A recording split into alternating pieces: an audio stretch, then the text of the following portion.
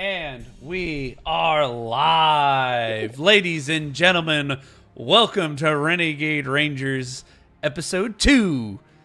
Tonight we have a very exciting episode ahead of us because we've got some combat tonight. There's a monster attack and the Power Rangers need to fight it. Let's go! But anyway, as always, like us on Facebook, follow us on Instagram, tap the little bell in your YouTube app so you never miss an upload. Follow us on Twitch. Guys, we are at 98 followers. 98. Ooh. We are 2 away. Please, someone out there, follow the channel. We just need 2 more of you. But thank you all for watching. Thank you for the support. We couldn't have brought Season 2 to you guys without all the love, without the support. I'm beyond hyped. But none of this can be brought to you without our friends Collected Comics and Games here in the Dallas-Fort Worth area. They've got dice, they've got minis, they've got books, they've got comics, they've got graphic novels, paints. They've got everything your little nerdy hearts desire. So please go check them out.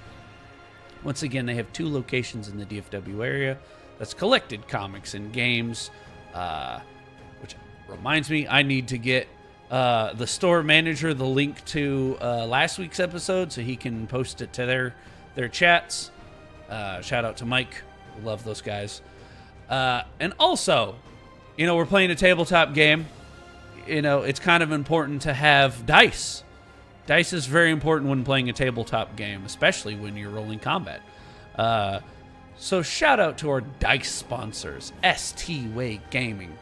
Jason and his family are working tirelessly to bring you guys the best dice out there. They've got dice, they've got accessories, they've got apparel for you guys. So go check them out. That's ST Way Gaming, ESTY. And you will not be disappointed in the dice that you can find. They're on Facebook, they're on Instagram, and they have their own website. Also, speaking of websites and speaking of, apparel, someone may or may not be rocking some merch that you can purchase from our merch team, Peach City Inc. They have 100% custom-made designs from artists all over the country, actually. North Carolina, Texas. I'm pretty sure they have an artist in Florida now. They are really branching out really fast. So check them out. Everything that they own is pre-washed, pre-shrunk, and extremely comfortable. This is legit one of my favorite shirts to wear. And coming very, very, very soon, because I finally got off my my backside and sent them the files. Curbside merch. As in Mean Muggin'. As in the Renegade Rangers logo. Couple J. Kirby shirts in there. And of course, our go-to, the Curbside logo itself, are all coming available on their website here shortly. I'm definitely getting the Mean Muggin' shirt from Astromore. So go give them their business. Yeah, definitely getting the Mean Muggin' shirt. I'm probably going to want the Renegade Rangers shirt, not going to lie. Yep. So go check them out. And with that, I'm not going to throw it to Tim. I'm going to throw it to our wonderful art director, Brian Price, who created this wonderful intro for all of you. So watch, enjoy, and let's kick this show off right.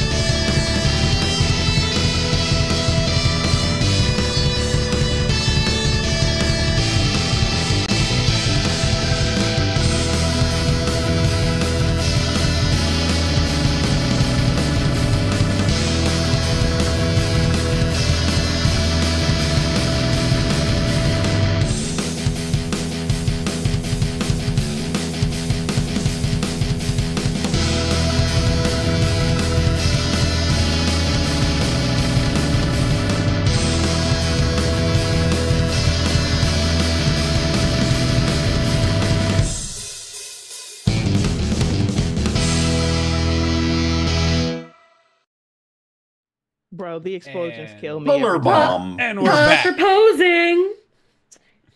Ranger power. Pose. Is it really necessary to say the phrase every time you morph? Yeah, but why can't it be something cool? And what's with the eyes on the Zords? They're not eyes. Tim, the floor is yours. What do you want me to do with it? DM a game, I guess. Dance, dance. It's either that or I take would- over. Excuse Well, me, I was can't using dance, that so- for- Go I Tim, guess- go Tim, and go. Go Tim, go Tim, go, go. I also was chanting it to Go Ninja, but you know what? Same thing. I mean, It's technically, fine. you are the Ninja I- Steel Ranger. I was rolling with it. And Ninja, since- ninja, rap. Okay, I'm done. rolling Listen. with it. Since I can't dance, why don't we run a game? Where we last left off, you guys were in the remains of what used to be Angel Grove University. After some intros, a little bit of peeks into each of your backstories, and a little bit of a peek into what you've been doing since the last game, shall we say? You all got a mysterious message, kind of jumbled up, but you could make out that it was from Alpha. The broken up message gave you instructions to return to Angel Grove and apparently was programmed with coordinates. Upon hitting your communicators, it immediately teleported you to the ruined remains of Angel Grove University, where you started to just take a look around and try to just figure out why you were summoned here, where's Alpha. And in the middle of that, you were surprised by a monster from the House of Vile and a putty patrol. And I believe one of you did take a little bit of damage in that little surprise attack. However, that's exactly where we're going to pick up today. Normally, I would tell you guys to roll initiative, but the first thing that we're going to do today is that this is your first opportunity to morph. And so I want to give each and every one of you an opportunity to describe your morphing sequence, what it looks like, any amount of detail that you want to put onto it. And then once everyone has morphed, we will roll initiative and we have a little bit of combat to start with. So who would like to start? Not quite start, but I do have a question, but because you name dropped something. Did you say that this character or this creature is from the House of Vile? Because that was a name drop last time that we didn't quite get to explore. Yes. Noted. Excuse me while I update my note sheet. I think we Tense. knew just because it had a putty patrol with it. That's usually the sign. It also was not some big secret in that case. So it is a creature and a putty patrol from the House of Vile. We can delve into that a little more later. We can no time to unpack that now. No time to unpack that now. So who would like to start off with the morphing sequence? You know Surely. what? I can. Let's go. Anna, let's start with you. Let's do it. All right, y'all. Here we go. All right. Tension's peaking. She's got a wide, defiant grin on her face because she's not just ready for the fight, she's been waiting for a fight. Life has been lifing, things are mounting, and she just needed one excuse to let it all go. So she snaps her ninja star into her ninja steel blaster with a satisfying click, spins it, ninja spin. She spins into the star, and instead of sparks, a localized blizzard of shimmering white petals and frosted wind erupts around her. It's not cold, it's electric, tingling, that rush that makes her hair stand on end. The suit. She leaps into the air, her body momentarily becoming a white blur of light. And as she moves, the suit pieces start snapping into place with the sound of tempered steel striking against anvil. Just in it.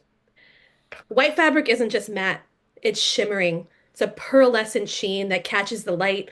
It's almost like fresh snow. A silver sash tightens across her chest, and a pulse of energy rips outward, blowing back the dust and debris from the battlefield, or the floor in front of her. And there she lands in a low, crouched, 3-point stance. She flicks her wrist, and the ninja star blade extends. A trail of white frost follows, and the tip of the sword as she stands, eyes glowing, behind the visor with an infectious confidence. Tossing the blade in a reverse grip, a little small chuckle vibrates, and out of her helmet comes Spirit of the Ninja, White Ninja Steel. And that is her morphing sequence. Oh, that's so That's dope. so good. So I'm gonna piggyback off of that because behind you, Deacon looks like an absolute fangirl. Guys, guys, guys, guys, guys! He's a sailor. Flashback. Nobody else is gonna get that. Nice callback. That was the most Sailor Moon Ash transformation. I'm so here for it. I know, right? She did the Um, wait, are we doing the thing? Are we doing the thing? thing. We're doing the thing. Duncan, let's go. That's not Um, my name. Stevie will go next. Dino Thunder, power up. And she is going to be morphing. And last week, I never described what she was wearing because it's interesting. She is wearing like this very nice yellow dress, absolutely walking around like just a daffodil in the wind. And around her neck is this wonderful little fossil that she has had with her. And so she is going to power up into the Dino Thunder Yellow with a wonderful backflip into closer into the battlefield. And all of her very wild, electrified hair somehow fits into her helmet. It's just absolute magic every time. And with these absolute wonderful, um, what looks like dinosaur teeth going down the sides, she poses Terra with the power of the pterodactyl by her side. She is going to be right there with Anna to take on these buddies. Anna, Stevie, Nice. don't forget to change your backgrounds. Yeah, I'll be doing that. Yeah. So Deacon kind of sees this and takes his lead, and I'm gonna try to do this without hitting my microphone because I totally did that when I was practicing earlier. He holds up his left arm, and you see the morpher there.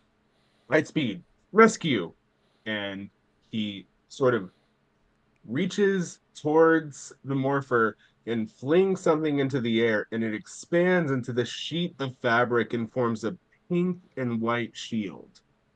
And because it upset me so much that they only did this twice in the show, I'm doing it every time here. There you go. Runs at it and with the spin twirls through and transforms. And as he comes out, he is not holding the hammer depicted here. Instead, he is holding a V Lancer. As I'm expending a point of personal power for the rescue morph. You got it. Nice. Marcel? Okay. So instead of using a traditional morpher like everybody else is, instead you see Marcel pull something out from behind his jacket. And what he pulls out is a mask. And he is looking at this mask a little worrisome, if you will. And he's a little hesitant to put it on, but he goes ahead and does it. It is the Dark Lunar Wolf mask that was in the show before that ranger became good.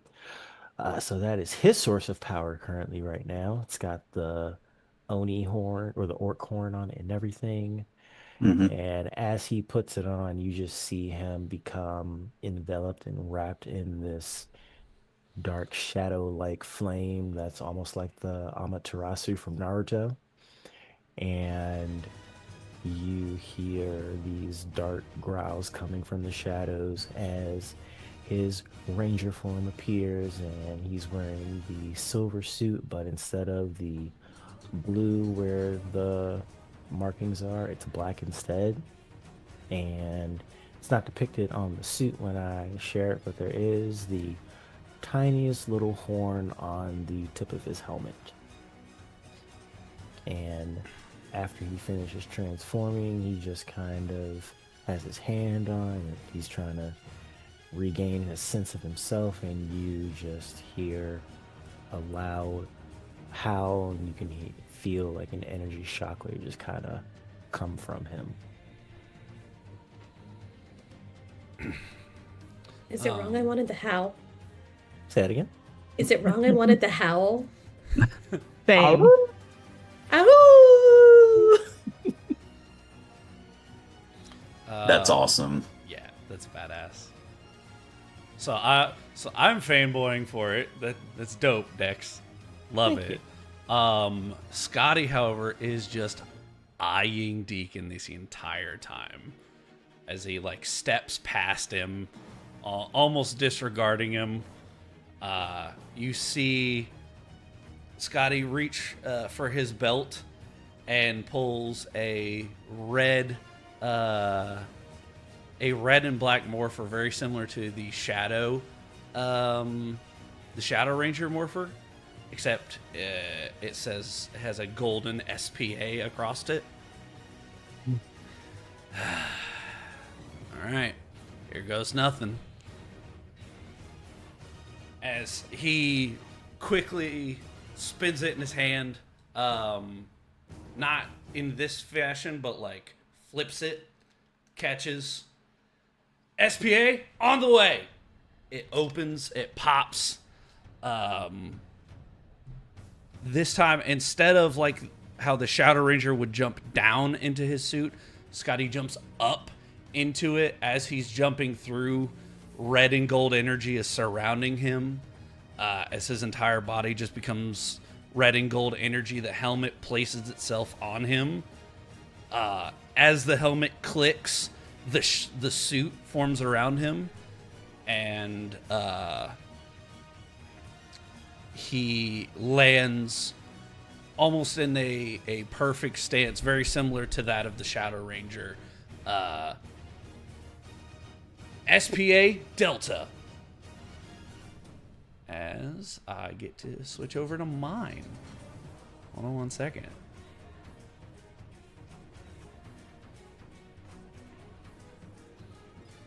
As you all complete your transformations into your ranger forms and your morph forms, you all immediately pose, and behind you, even though we're indoors, doesn't matter, explosions go off, and a white, pink, yellow, black, and red bursts of color blast off behind you guys. Isn't that gonna mess with the integrity of the building? As Stevie takes the time to- Just enjoy the fourth moment. wall isn't load bearing. Just enjoy the moment. I will always love the moment where the ranger weaponized their transformation explosion. There's a whole anime about that, and I love it. Quickly, Still haven't seen it.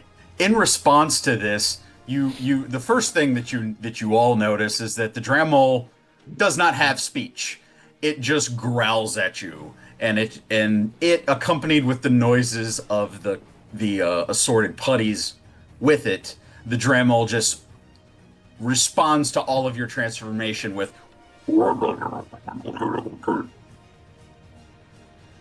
and To you too. I'm gonna have I'm you sorry, all roll what? initiative. What was that? I'm gonna have you all roll for initiative, and I'm gonna share my screen here in a second because reasons.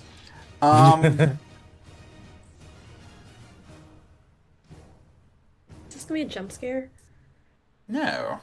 Okay. So while we're I'm- snap. Oh, snap. Oh. So that's I'm gonna have to awesome. apologize to our art director. Snap. I will have to drop our frame here just so we can see the map. Oh, But that's I will- so cool. But I will bring it back up once combat is over. Yes, once combat is done, we can refit, and maybe I can get with Brian about doing this, and see if there's a way to transition to it and it not, throw things off. I will figure it out. So I do have a question really quick. Yes. And this can go in conjunction with initiative. Can I make a biology roll to determine if this is a monster, a demon, or an alien? Oh.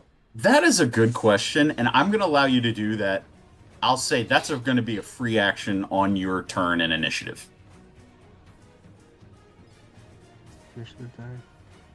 I have some things to roll initiative for, however. So, Yeah, a lot of things, it seems. yes. Okay. No. Oh, What is forgive that me. noise? Forgive me. I cheated you of putty noises. These are not familiar to Anna, so she is also just like, what is actually going on right now? What are these noises? Putty patrol. Also, another Say, since I'm question closer that to her, I would guess I could be, explain. sorry, another question that I feel like would just be readily observable. Do these putties sport a Z on their chest, and have we ever seen putties with a Z on their chest? I will That's a say good that the ones that you are looking at right now, they do not have a Z on their chest. They are silver and gray with I will say random black stripes, usually around like the rib cage area. And you do note that a couple of them have, I'll say, like their hands are kind of caked in like a hardened stone or clay. Never thought I would say this. Missing the robots.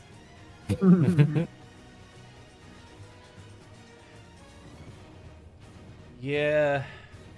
I'd rather fight putties than quantrons. Fair.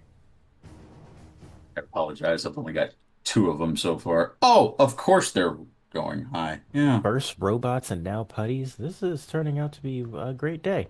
Such a great day. You had robots? You Was had it a robots? bug? Did it have a camera? No. Good lord. You met a You have bugs bug with cameras? robot with camera? Guys, this is probably not the time. We'll come back to it. Oh yeah, you're right. And you could just do what we used to do, was where we just got to a point where we started having conversations mid-fight. Yes, the old I should do- Avengers. We could do this all day. I mean, Okay. Ew. Okay.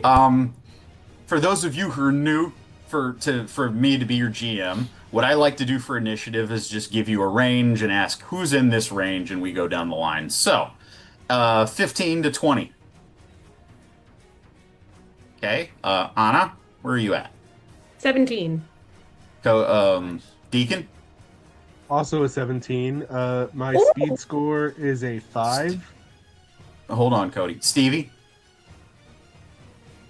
20. That's what I thought. What's your what's your speed score, Stevie? It is 6. You are much faster than the putty.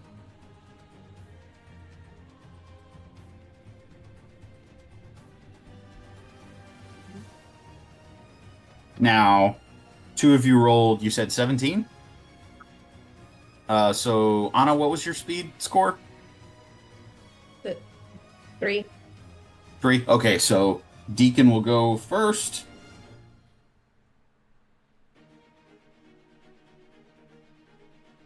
Then Anna.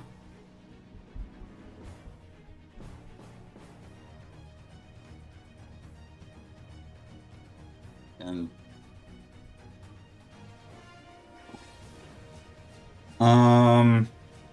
15 to 10.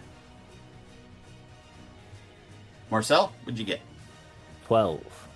12. Got you.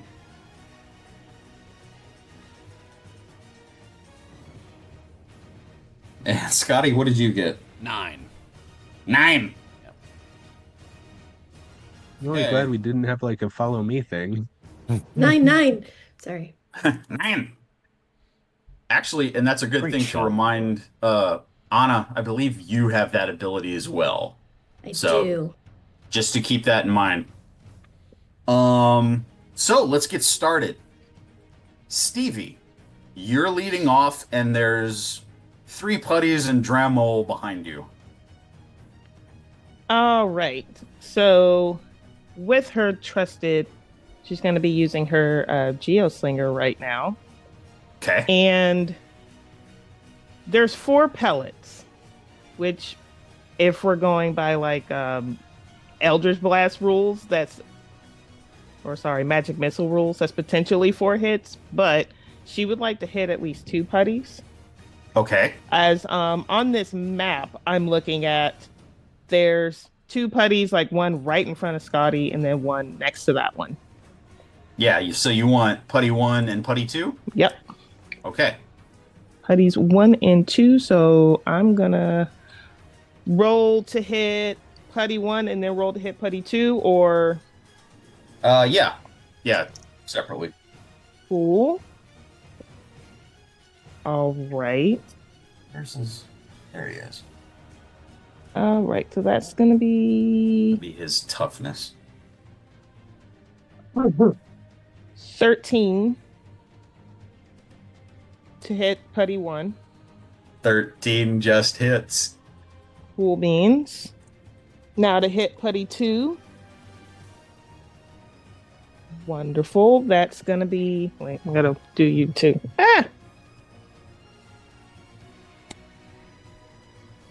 16 to hit putty 2. That hits both putties. Cool. So that is effectively 2 damage each one. Okay, so I need you to explain to me how you vaporize these 2 putties. Okay. Well, with the power of her Geoslinger, she does have this arsenal of like rocks and crystals amongst her that are magically attuned to this. And so which is a wonderful throwback to like other episode for of the first time they had combat, which she used her backpack. She just immediately whips this out, pow, pow, and hits putty 1 and 2 with great accuracy, it seems. You see as these blasts of yellow energy make contact with both of these putties, and it's like there's a second of realization in both of them. They're like, "Boo, boo," and as they look up, they both just shatter into a 1,000 pieces of rock and mud. I was about to say, do they still turn Splatters. into goo? They do. Stevie's But- just like, I'll never get used to that. It's so gross. You don't But- see it, but well- Anna's face disgusted underneath that. Well, and I'll Ew. say that it's maybe not as gooey as it is like if you dropped a rock from a very like huge height and it hit and shattered. So it's more like a shattering of like pebbles and rock and dirt. Less disgust, more again underneath helmet. But But very that was a- impressed with Stevie. That was a good turn, Stevie. Would you like to do anything else? I don't think as far as movement is necessary. I also need to review combat rules. But no, I don't want to move. I want to make sure I'm amongst like everyone nearby. Okay, so that- you're right here, so you're good with staying right here? yeah, so I'm good with staying right there. Okay. It's a good turn, Stevie. Up next is putty number 3. And they have how much?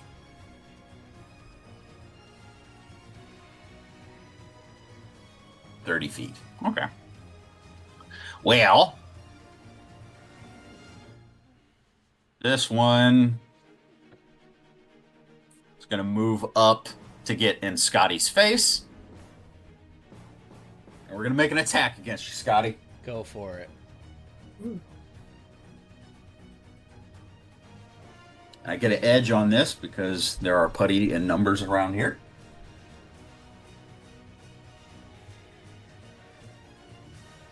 Yeah.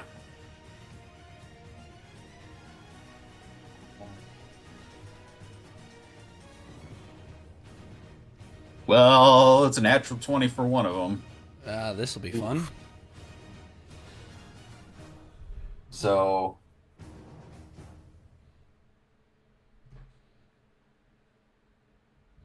I mean, natural 20 definitely hits.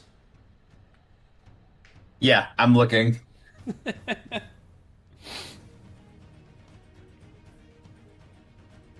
I get a D4 if I wanted it for that, but I don't.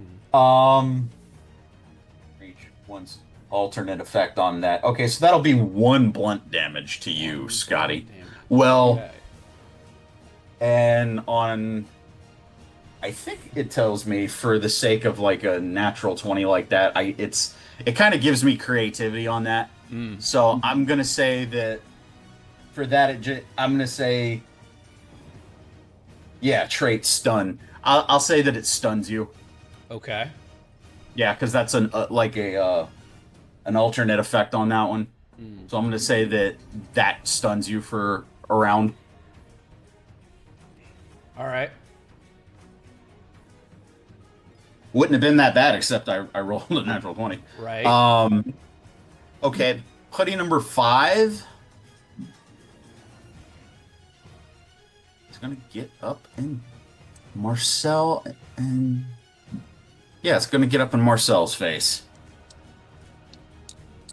Marcel, Let's do it. that is a 22 to hit. Yeah, I don't think I can block that.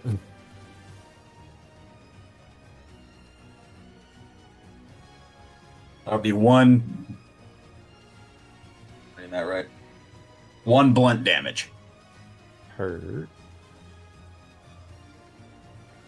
And that's it for that one. That means that Dramol is up. Hee hee. Oh no, I'm in danger. Continues to make growling gargle noises at you guys. Bring it on, you reject street shark. Ah, Oh, Scotty Let's says, see. "Ah!"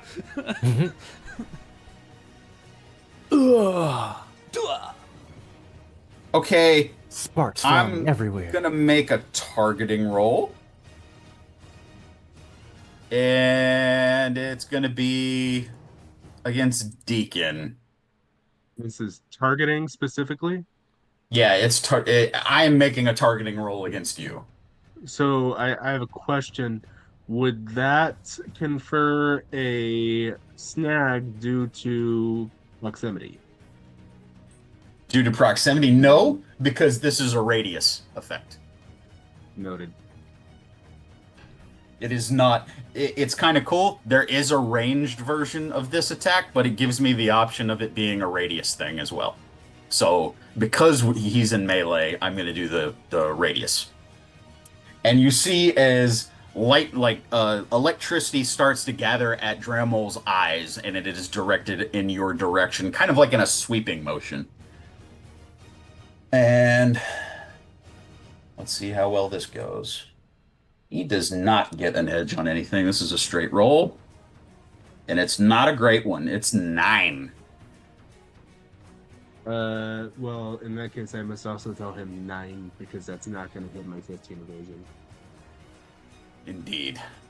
So, basically, you easily, and if you would like to explain how you dodge, it's like a sweeping lightning attack from his eyes as it kind of sweeps toward, like in a sweeping motion in your direction.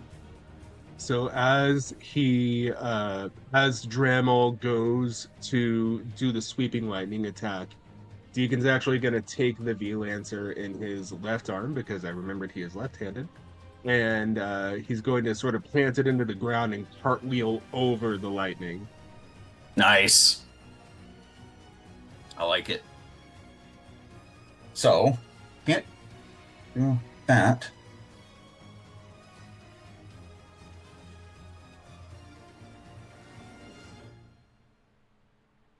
Okay. I'm going to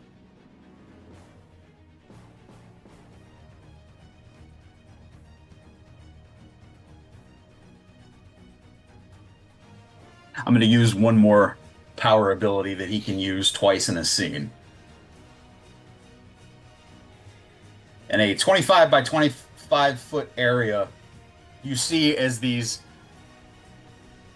like kind of like a white burst of air, unfortunately from his armpit area, if anybody remembers from the show. Ugh.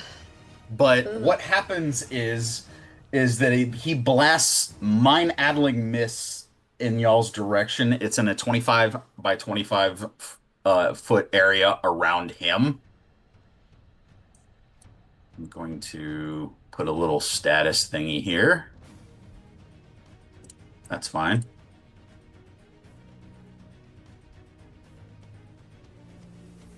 Okay. So what I need is for basically, let me see, 5, 10, 15, 5, 10, 15. So you're all within the radius of this.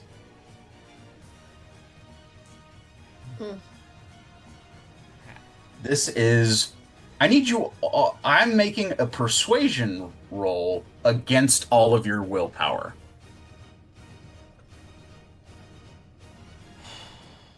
Okay. It's not great. So it's a persuasion roll of 15 against each of your willpower. Saved. 13. Okay, so Scotty failed. But against 16. our willpower?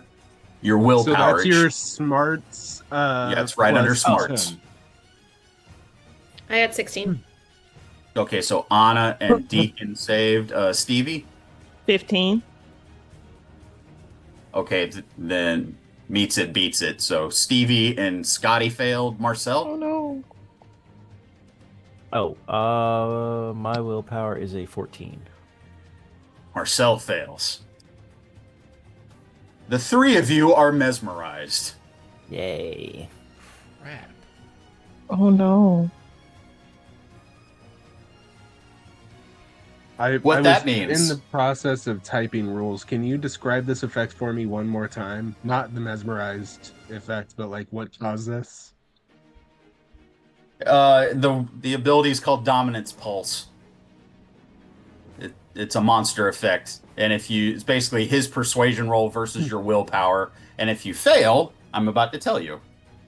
Basically, the character who mesmerized you is now a trusted ally, and you will not attack them or subject them to harmful effects. Any social tests by the mesmerizer enjoy the edge on mesmerized characters.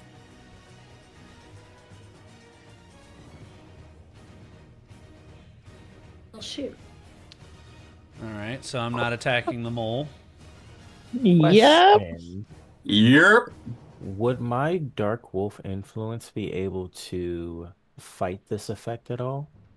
So glad you asked that because I Oh. was going to ask the same I thing. like this. Oh, let's have a moment of Because- RP in the middle of the combat. I like this. Because I feel like Yeah. the Dark Wolf influence's will is so strong that it wouldn't want to be dominated by another. No, individual. I agree with you. And it'll I see do. that as a threat. So Yeah. Okay. Here's what I'm gonna allow. Okay, Marcel, you hear as this, like this energy burst from Dremel and these mesmerizing mists that start to overcome and kind of cloud your mind. You hear a voice in the back of your head of, it's too crowded in here. I like. That gave me I chills. I would like for you.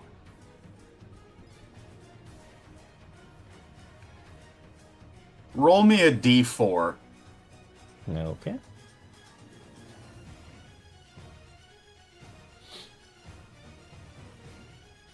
1. What was your willpower? 14.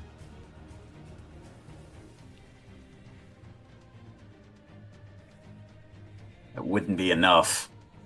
Hmm.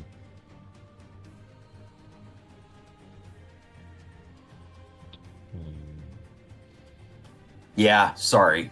All good. Yeah. I wanted to give it to you, but yeah. I can't think of You anything notice else. as the entity that is already kind of living inside of you, shall we say, it definitely is resisting, but the Dramel's power is formidable. And so you do not see the Dremel as an enemy for the next turn. Okay. And just for my own record, that was Scotty, Marcel, and Stevie were the Correct. ones who. Okay. So keep that in mind. And also, just to kind of give you a little help here, doesn't mean you can't target the putties, just means that, it's very similar to a D&D spell that we're familiar with. It works the same way. Yeah. So that's all Dramel's going to do with his turn for right now. I think he's going to stay where he's at. That's the end of his turn. Deacon, you're up. Anna, you're on deck. So, as discussed, I want to make a biology roll as a free action. Yes. To try to confirm if this is monster, demon, or alien. I am specialized in that, so I will be rolling a d20, a d4, and a d2. Okay, just my little coin here. It helps if I don't drop my coin onto my dice tower when it does not go down the chute.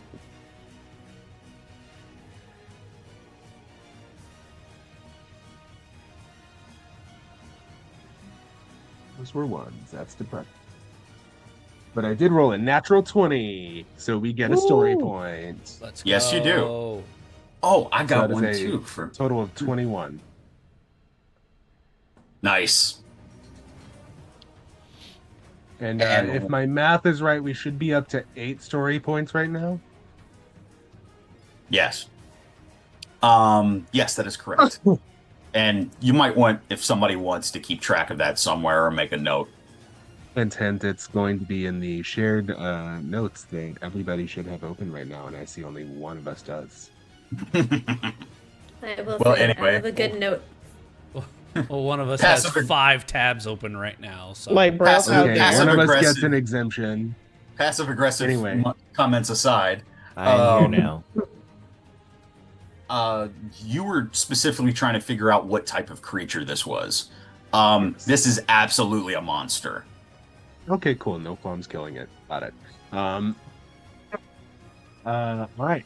So I've got 2 free actions, a standard action, and a move action left. First thing we're gonna do. Did anybody take damage? I took 1 damage, and I think Scotty took 1 too. I also took 1 damage. Okay, cool. So Poor Scotty, you're stunned. And Yep. Stunned and charmed. yeah, there is Well, going I'm only to charmed be, for 1 turn, so I'll be all right. yes. As Deacon morphs, one thing I didn't describe is he still has that first aid kit on his back, the massive backpack. Seemingly of its own free will, a med kit is going to float out of the backpack, and I am going to do 2 free actions, so 1 each, to heal Scotty and Marcel, each for 2.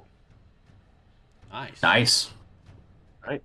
And then I'm going to standard action with the V-Lancer. We're going to make an attack on the Dremel. That's going to be, I have power weapons, so I'm also specialized in that. Do it. Okay, so we're starting kind of strong with 14. Let's see what I can add to it. 14 plus 3, 17 to hit the Dremel. Yeah, that's versus his toughness, correct? It should be correct. Yes. Oh, it doesn't matter for him if it was they're all the same. Yeah. Yeah, you hit. Absolutely. Excellent. So as he reels back with the V Lancer, he just slices through, and he is going to take, I believe it is 1 sharp and 1 energy damage. Let me confirm that. Yeah. 1 sharp and 1 energy damage. And it Nice. just slices through. There's no noise as it slices. It's very clean, and it's just so he does that, and then correct me if I'm wrong, can we exchange move actions for free actions? Believe you 'Cause can. I know you Yes. can burn a free action to get extra movement. I would hope you'd be able to burn a move action to get extra free actions.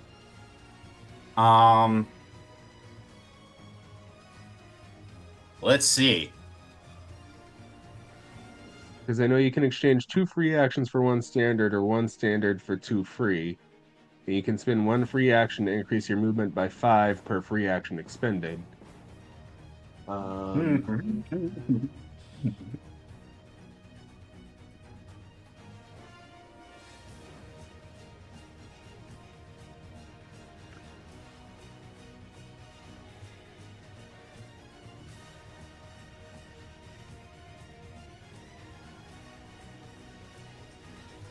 This rules luring was brought to you by ST-Way Gaming, one of the best dice sponsors out there.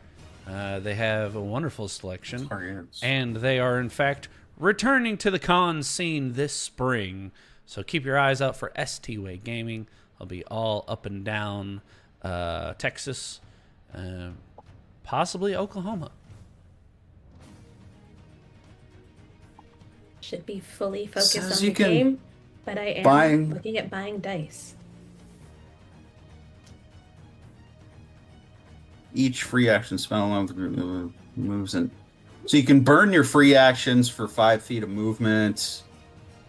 Someone cannot spend free actions on buying additional move that would double 1. Okay. I actually do not see anything about. You said you were burning free action. You're trying to burn what movement for other free actions? Yeah, he I was was trying Yeah, I to. don't- burn movement for an additional free action. Yeah, I don't see where you can do the reverse. You can burn free actions for more movement, but I don't see anything about burning movement for more free actions.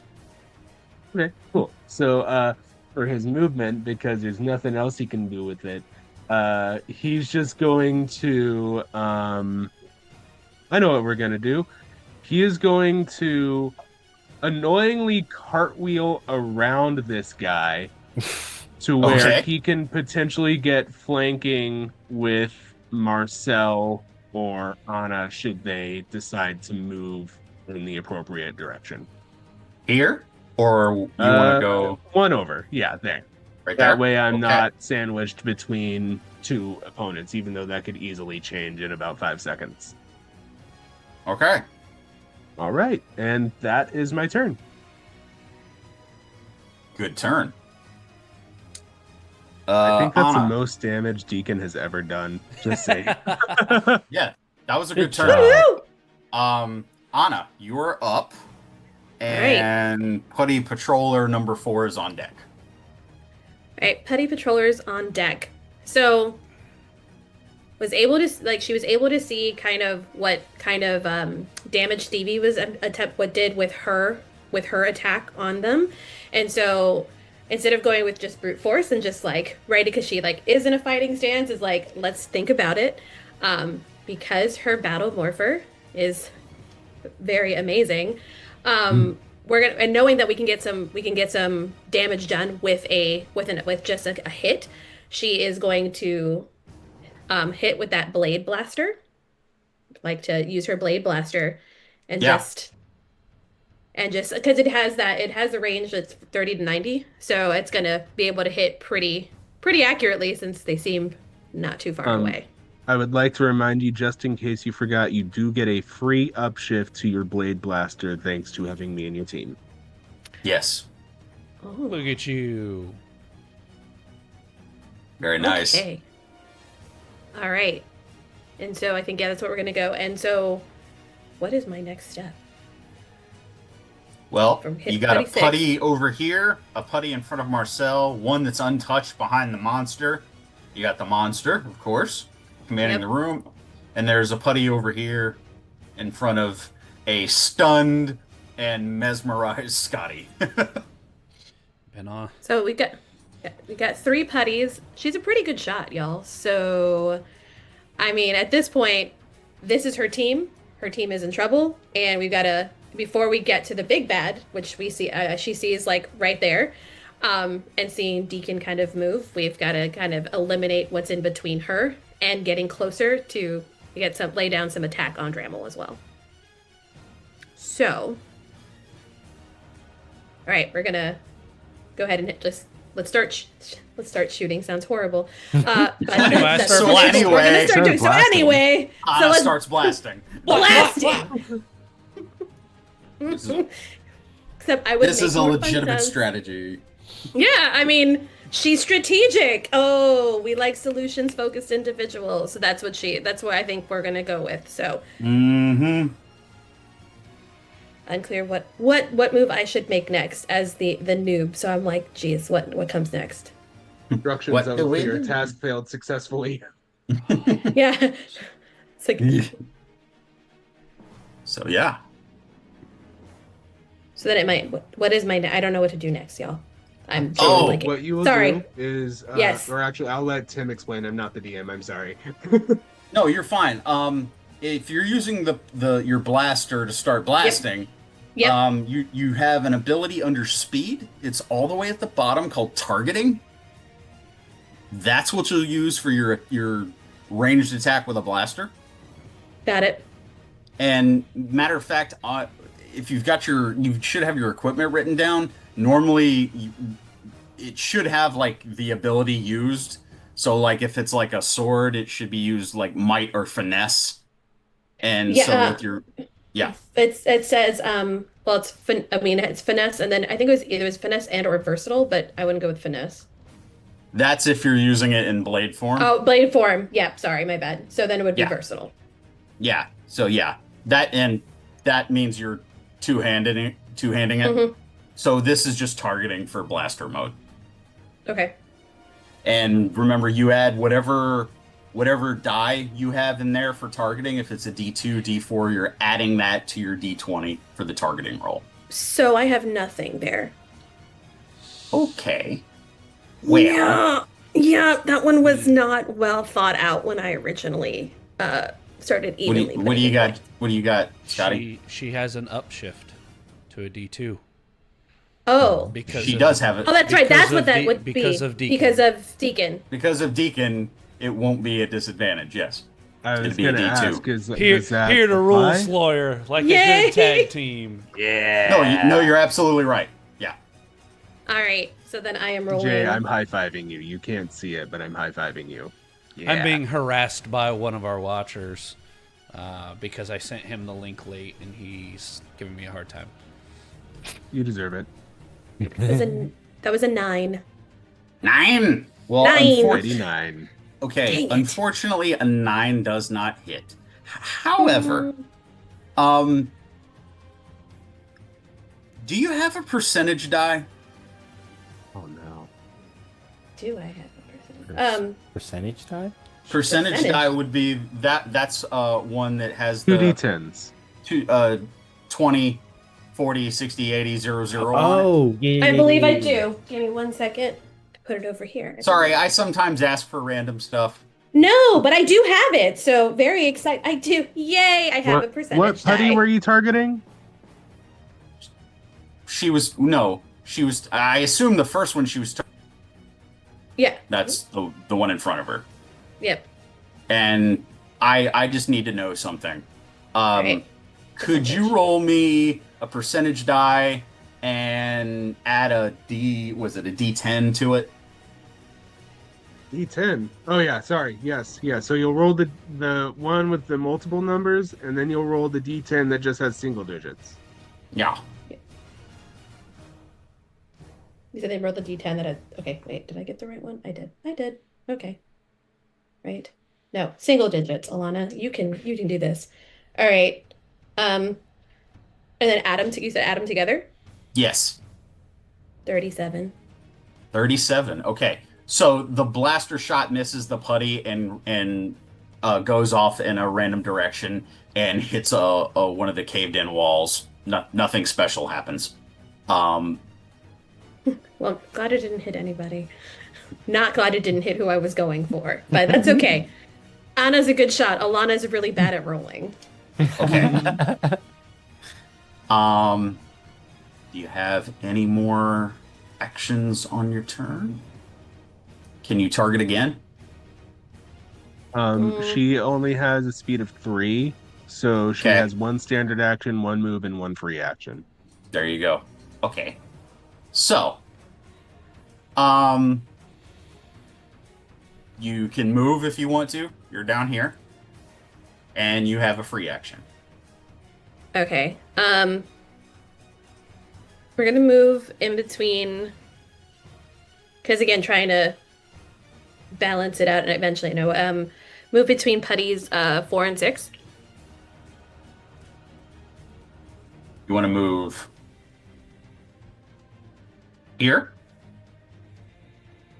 More to, I guess, right. 1 over. 2 over, I guess. That would put you on top of the putty if I went over there. This one? Right here? Yep. And you 1 down.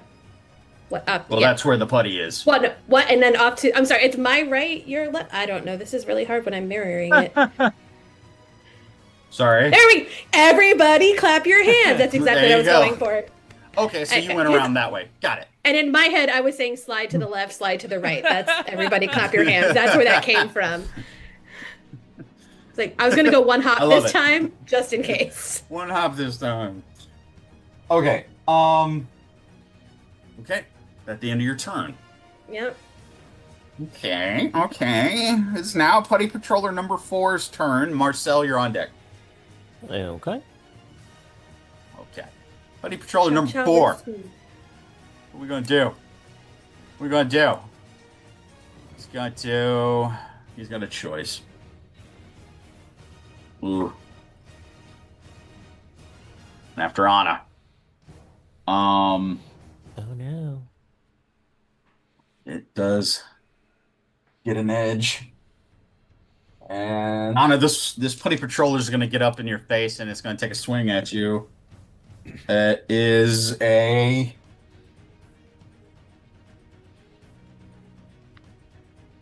19 to hit. Jesus. Well, it had to happen sometime.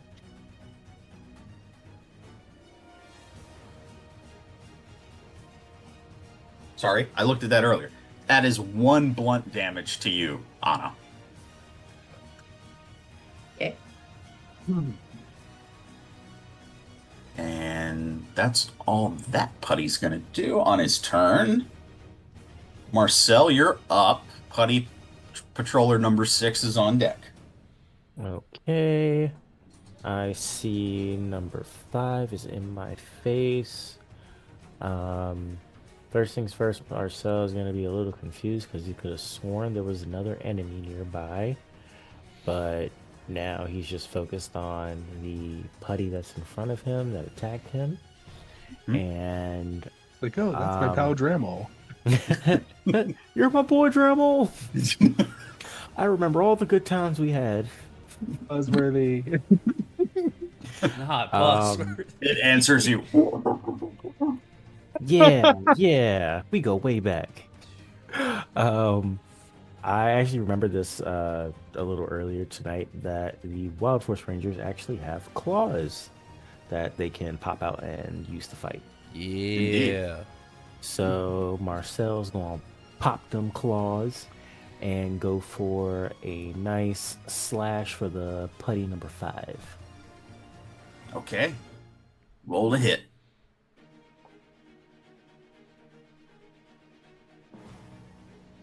Let's go, Nat 20. Let's go! Ooh. That's gonna hit. Yay.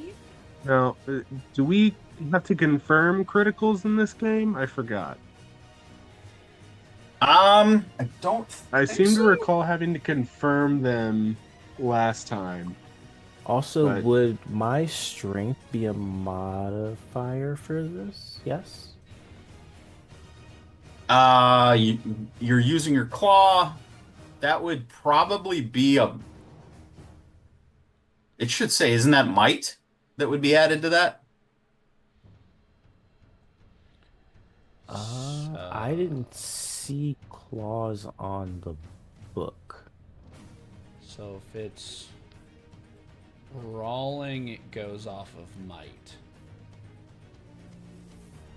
I'm going to rule in this moment that it's might, and if we find out that it is different later, we will make that correction and move forward with it.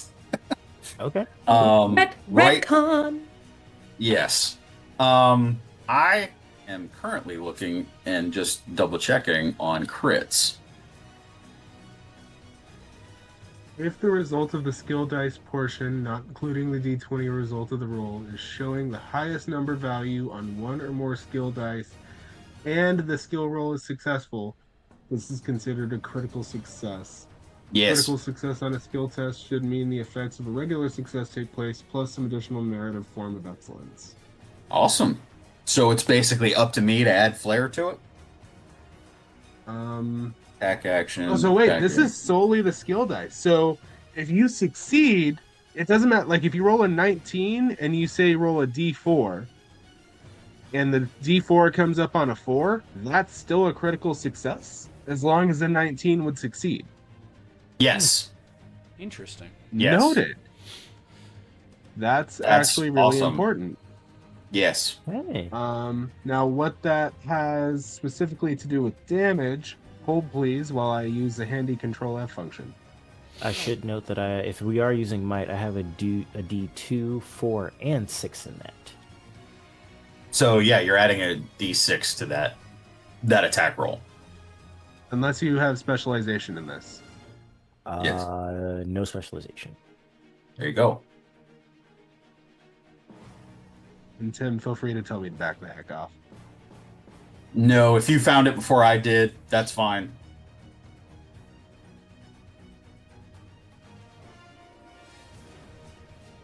No, because the whole thing with that is it's kind of like what I chose to do with when the putty nat 20'd on Scotty. There's an additional effect of a stun on that.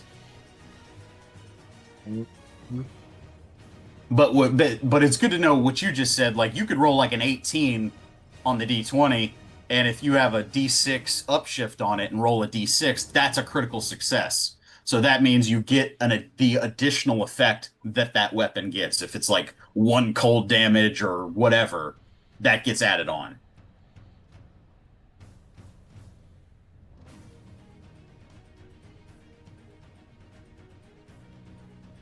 So funnily enough, critical hit only comes up 5 times in the player's handbook, and it never directly states the effect. It just alludes to it, and it's once on page 172 in the PDF, and it's part of an example.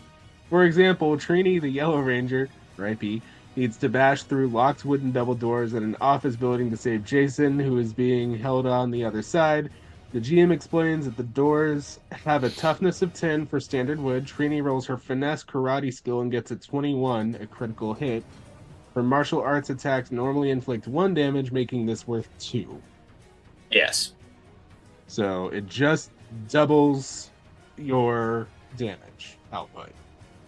Or gives you the additional effect, which oftentimes it's like if the attack was like one sharp, it's like 1 sharp plus 1 energy or 1 electric. Mm-hmm. Whatever the additional effect is. Yeah, sometimes there is an additional effect, like I And think if it's 1 actually and might what- damage your essence score. Yeah, and what you're saying is if it's something where it's like, well, it's 1 energy and that's it, well, now it's 2 energy. Yes. Good stuff. Good stuff. So, Marcel, long story short, it would be what? One sharp damage for your claw? Yeah. So, in the case of the crit, it's two sharp. Oh, sweet. Nice. Yeah. So, real quick, explain to me what it looks like as you brandish these claw weapons and go after the putty. Let's go. All right. So Because it is absolutely done. Marcel is going to just take a little step back, pop the claws out, and then go in for the swipe. But I guess putties can't really blink, so I just kind of disappear from his vision, and the putty is a little confused, like, where did he go? He looks down, and I am swiping upward with my claws to kind of take off its head at the same with that swipe, Mm-hmm. and just head from body, the rest of it just kind of disintegrates. As you do, the putty disintegrates. And in the back of your head, you just hear that familiar voice go, that was fun, do it again. Shut up, I got this.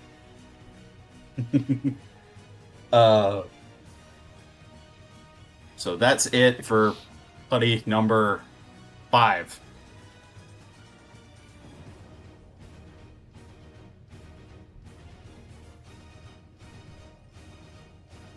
Gets rid of him. Any movement, Marcel? Anything for your free action?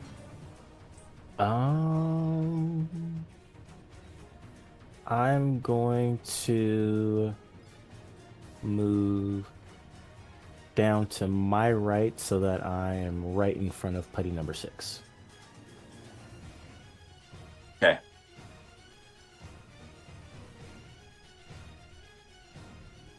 Got you. Thank you. I also made a mistake because, a new stat block, who dis? Scotty, Yes. Stevie, and Marcel, you all did take 1 psychic damage for failing against the mesmerized ability. And I apologize. I only just read that now. No worries. Deacon went after him, correct? Yes. Okay. Well, he healed me and Marcel for 2. Okay, well, then it would cover it. Yeah. Okay. I think, then you both would be covered anyway. Just wanted to let everybody know that.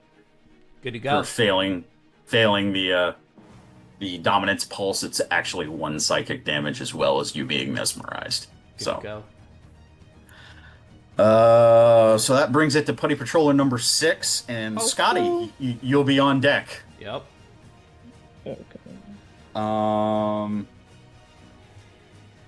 Putty Patroller number 6 is sandwiched in between Marcel and Anna.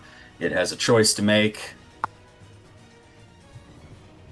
It's going to attack Also, Marcel. We are up to 9 story points, team. Just FYI. Sweet.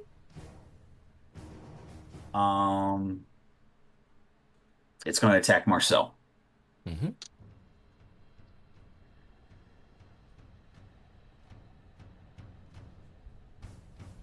Ooh.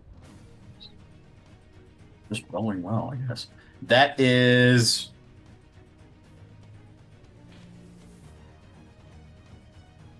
Yeah, a might roll. It's an 18 to hit, Marcel. That hits. All right.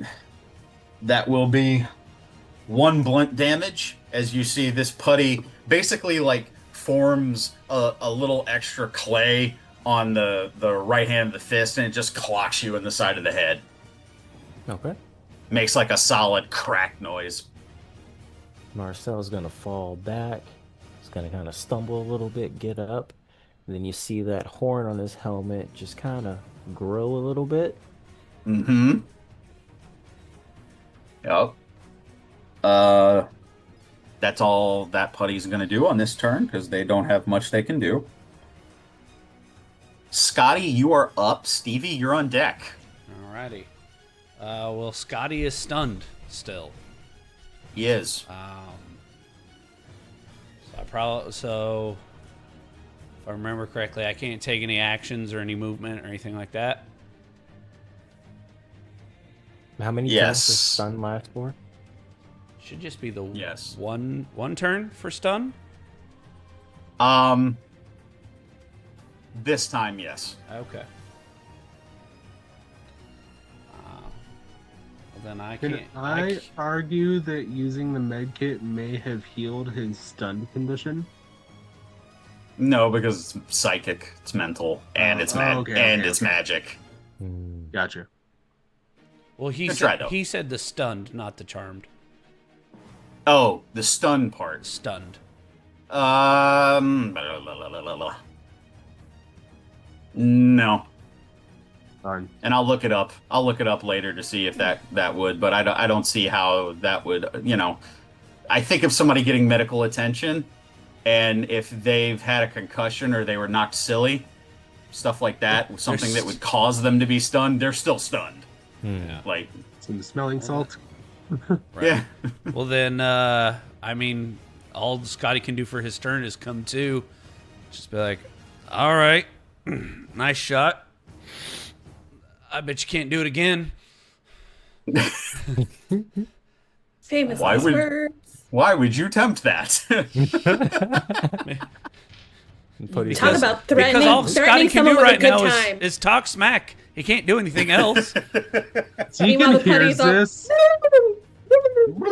He can hear this, and he just turns his head, and all you see is like the triangle shield, but you can just imagine his face. Why would you tempt fate like that? Have you seen what we've been through in the past 6 years, 5 years? No, I've been gone. See, all I can think of is that moment in Family Guy where Stewie just starts turning towards Brian. It's just like, Yeah, Right. that's Scotty's turn. okay, Scotty, we are back to the top of the order. Stevie, you're up. Putty Patroller 3, and then the Dremel is on deck.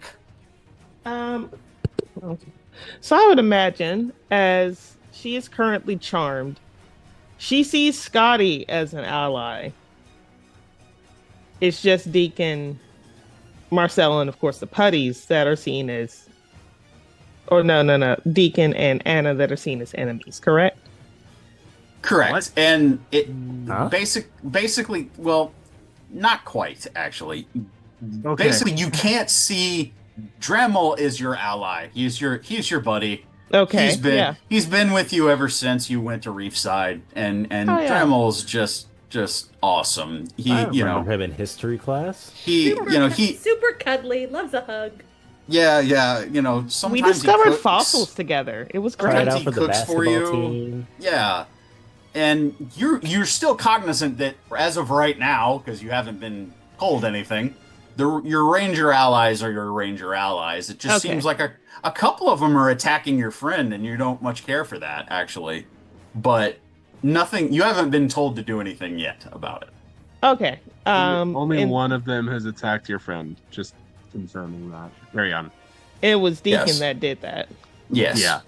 So you're kind Um, of side eyeing Deacon right now. You're Oh kind yeah, of like, no. As she is gearing up to hit some more, hit the putty number 3 with her geoslinger, she's just gonna look over at Deacon. Why would you do that to Drummel like that? And just address him. uh-huh. I know you have issues remembering names. Surely you don't have issues with this. What are you talking about? She's gonna roll actually to hit. Da-da-da. And I'm gonna do the 2 again, so one at putty 3 and one at putty 6. All right. So One at putty 3 and putty 6. Go for it. okay.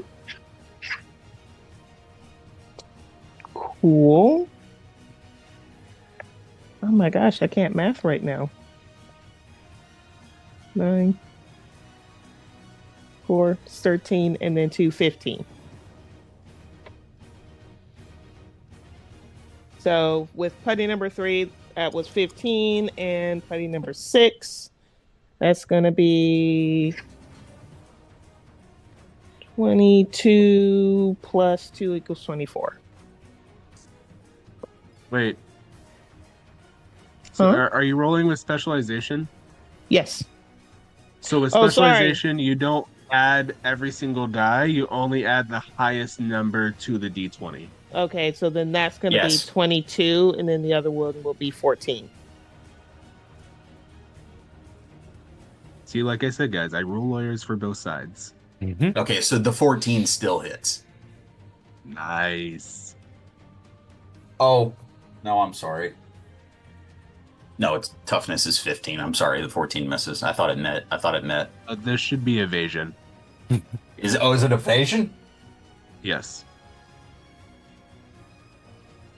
Yeah. Okay, then it beats it by 1. Continue. Sorry, I don't have all the stat blocks memorized. I've never Both seen sides, kids. an Both assistant hit. manager for the DM. Yeah, Um, it's okay. I'm about to take it out on him in a turn or two. oh no. That's fair. But yeah, she is directing this Love you, Tim. like misbelief of why would you hurt our friend like that as she hits Putty 3 and 6 again for 2 damage each. That's each? Yeah, because it's 4 pellets. If I'm reading this correctly.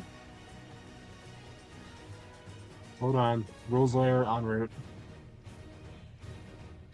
Oh wait, sorry. 1 energy per 2 hits. So 1 and then 1. Unless I downshift, which I am not doing that right now. Well, it doesn't change the one that you vaporized earlier. That would have taken care of him. So for each of these putties, they take 1 energy damage. Yes. And 6. Got it.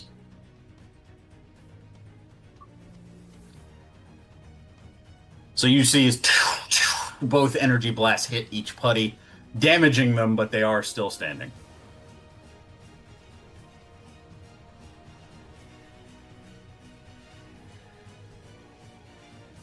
As far as movement, I don't think I want. I'm actually gonna move closer to Scotty as he seems stunned. So, like, just in case he needs backup. You want to move here or Yeah. over here so you can get to Dremel too? In your choice, whatever. Just right there because right now she Okay. sees Dremel as a friend, so she's not gonna wanna. Yeah, she's Cool. not gonna move closer yet. Sure. And with that, I'm actually going to end my turn. Okay. With you ending your turn, now all of you shake off the momentary effects of the mesmerize condition. So Ooh. wait, did I just call him a friend? You sure Yeah, did. it was kind of weird. Absolutely did. Oh Maybe an over-the-table warning. Maybe if you were to fail again, it might last longer. Just a no. thought. Oh Mm. Let us continue.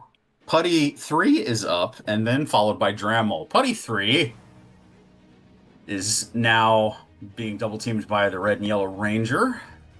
Let's make a choice. Let's be fair. To be fair, it's gonna hit Stevie, or attempt to anyway.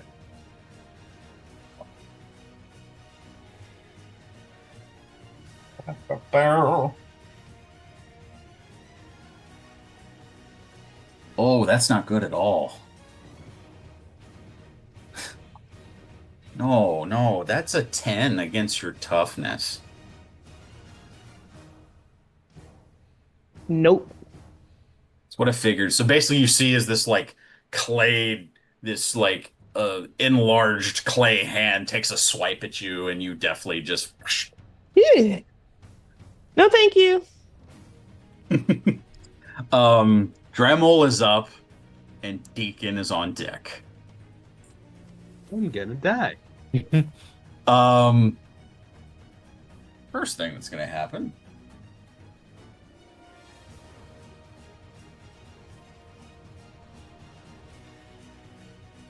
He is going to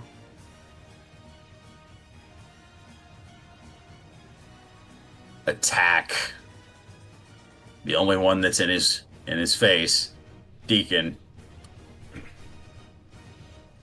He does not get anything for that beyond a D4.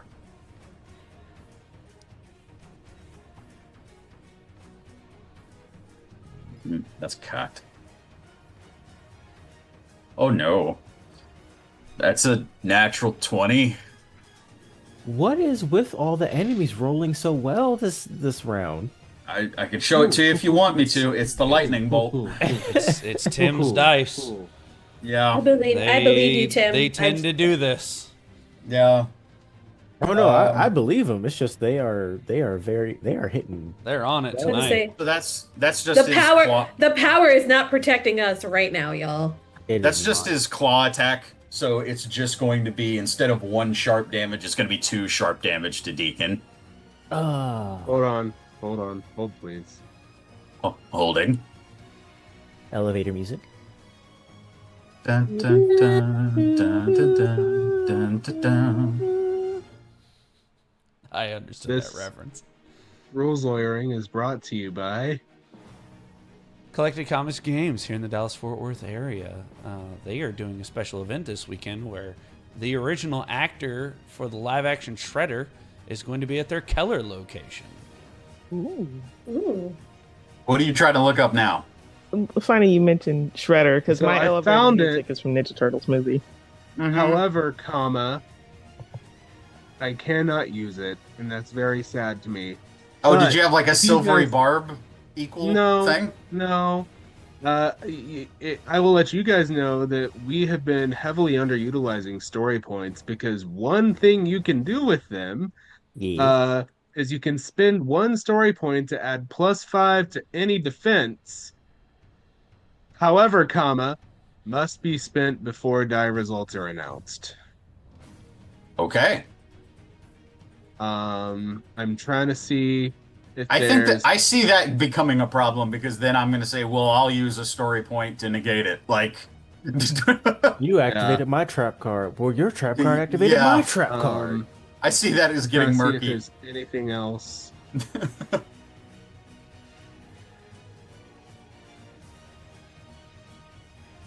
I hate it here. So, as Deacon gets struck, what did he get hit with? It's his claw attack though on his hand, so it's 2 sharp Okay. damage. Cool. Hey Tim, how do you want to do this? Oh, do you demorph? Yeah. No. So, with that, Deacon gets swiped, and in that moment, basically, Izzy does that very classic Ranger dive when you get hurt. You see as the pink Ranger energy just leaves him in that moment, and almost like the shield like shatters, and you see as Deacon returns to an unmorphed state, which I don't have in Roll20 yet. I was going to add that this coming week. I didn't think we would get there, but let's use our imagination that Deacon is no longer morphed. Here's an even more interesting thing about this.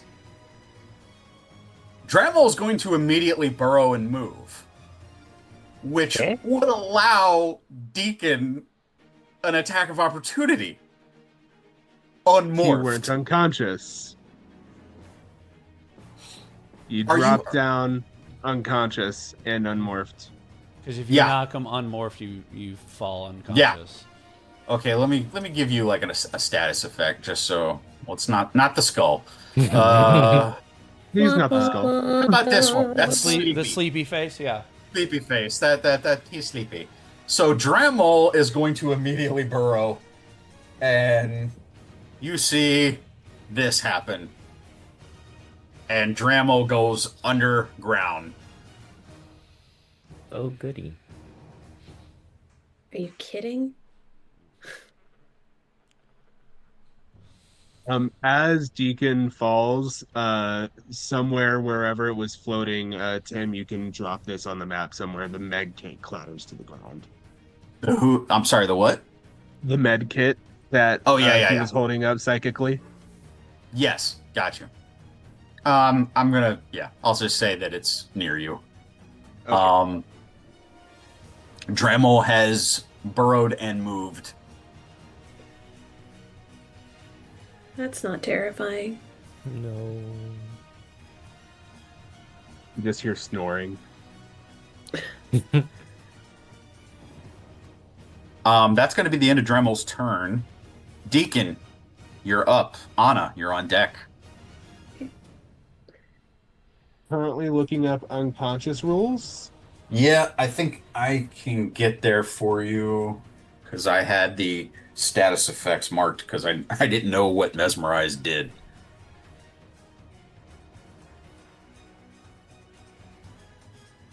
Unconscious, you are unable to act, move, or perceive the world around you. Attacks against them gain an edge, and a successful track becomes a critical hit. Here's one specifically about getting knocked out of your morph form. You may choose to avoid defeat by automatically returning to your natural form unconscious and at 1 health. Okay, cool. Which I assume is what you've chosen to do. Yes, for, I would presume obvious reasons. Yes, of course. Unable to act, move, or perceive the world around them. Attack test against them gain edge. So is there no way to get out of it? Is there a way to remove a condition? He's basically asking, is there like death saves? I don't know. Yeah. It's not death saves. I don't think that comes into play unless I attacked you while unconscious, which I'm not out for blood just yet. I was going to say, that'd be really harsh for episode 2. Yeah. You'd Episode think. 15, maybe. Maybe if he's been an extra menace this season, but episode 2? Guys, I did 4 points of anti-damage and 2 points of actual damage in turn 1, and then I got done. Got. Yeah. I don't see anything Spent it all about. first turn. I think it's like you're just knocked out for now. I don't see anything about saves from unconsciousness. Like I think it's like until combat stops and then you can like bring Deacon back to health, I think. Ooh. So enemies Or- can't attack him while he's unconscious? They absolutely can. Okay. That's So what I thought. I would like to spend 6 free actions to just cry. Carry on. Next. It's okay. I will don't- crawl up Crying into is the always a fetal free position. action. Crying is always a free action. I love that this was actually challenging. I was afraid once I saw you guys really tear into putties, I was like, oh no, it's not balanced. Okay, that will be it for Deacon's turn. Anna, you're up. Putty number 4 is on deck.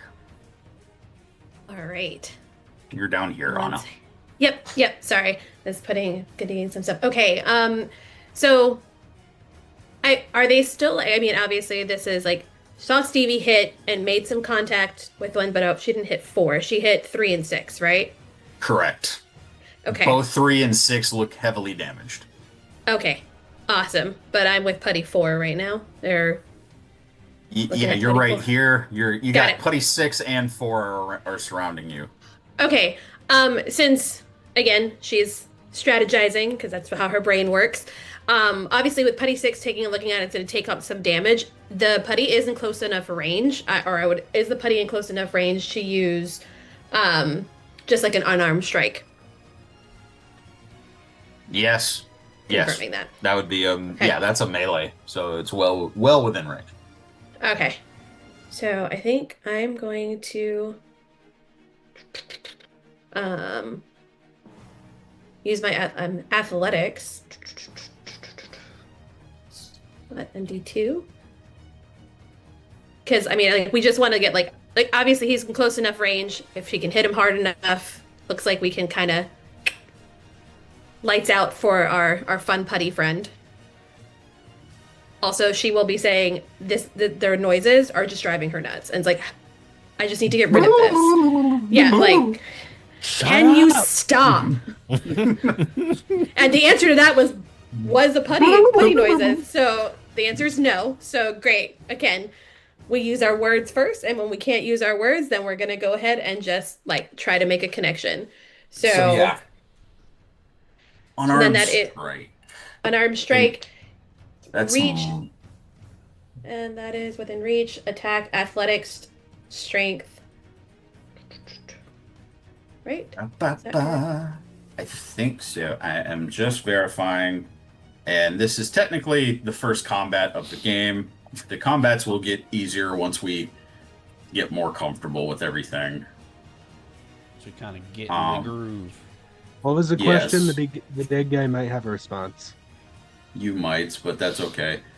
Pauses in his sobbing. Instead of using, you specify you make it, okay. You can potentially use an unarmed attack, unskilled punch, kick, headbutt, or similar lashing out. These attacks, if somehow augmented with claws, horns, special equipment, or whatever, will be noted as such in your attack. Aside from something specially noted, it's basic unarmed, so it will be either might or finesse, depending. So you can, so I'm gonna say you can choose whatever you're better at with that. You can be might or finesse, depending on what you're just trying to throw hands, that's might. If it's finesse, if you're trying to do like a spinning back kick. I mean, because because again, you said hands, and I was like feet, because that was the ultimate Power Rangers one. So throw hands, throw feet. She wants to throw feet. Yeah, okay. That's what she wants to throw is feet. Because at this point, she tried to blast, didn't hit. She's already gotten hit, and at this, like, what little of like keeping in the game at this, as she's just like getting frustrated, because also now she sees another one of these new people that she knows but still part of her team down and out, and her first thing is like, we need to finish up here, and more importantly go check on Deacon to make sure he's okay, because he looks like he's on the ground right now and not really moving. So that is again her first focus is to land a square like kick to the putty chest. That's what we're going for.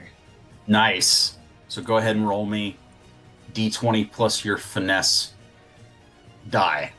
All right.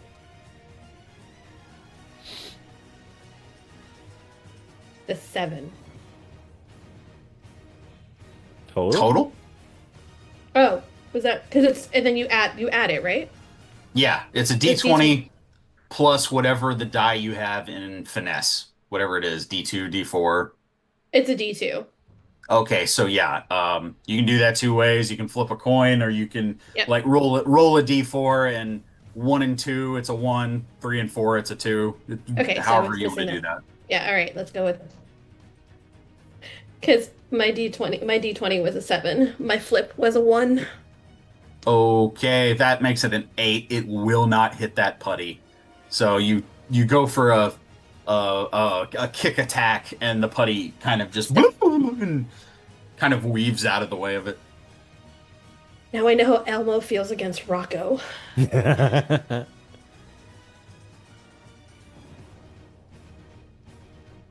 Okay. And is that going to be your turn, Anna?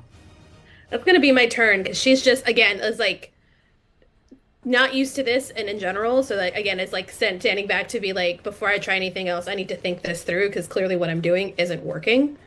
Yeah. So kind of almost like a step back. So for her,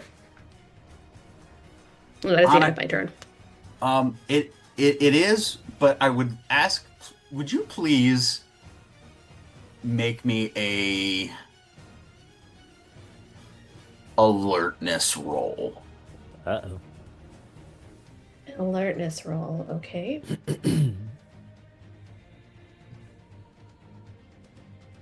All right. Sometimes I will ask for rolls like this even in combat, just to see if you notice a thing. Because and then you would add them. When you add it combined, it's 20. So, okay, so add it is a dirty 20. That's good. Here's what you notice. Over where Deacon lies unconscious, you note there's like movement overhead over top of him, and you see one of the buzz cams floating over top of him filming.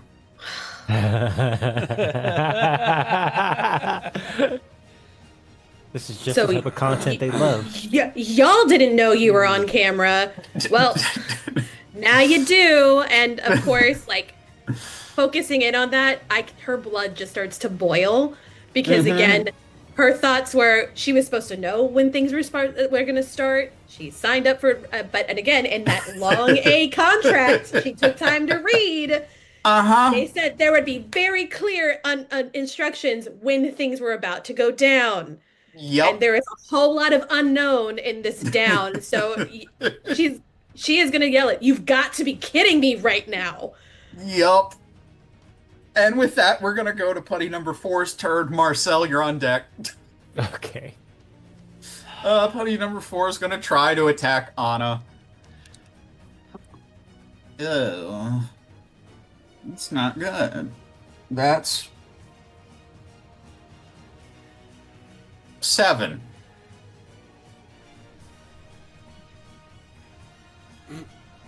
Yeah.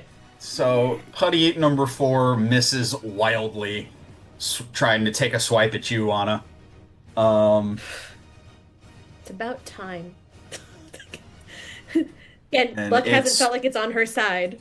Yeah, So. and just to mess with you again, it's just like that's it for putty number 4's turn. Marcel is up. Putty number 6 is on deck. All right. You said putty number 6 is the weakest? It is damaged, yes.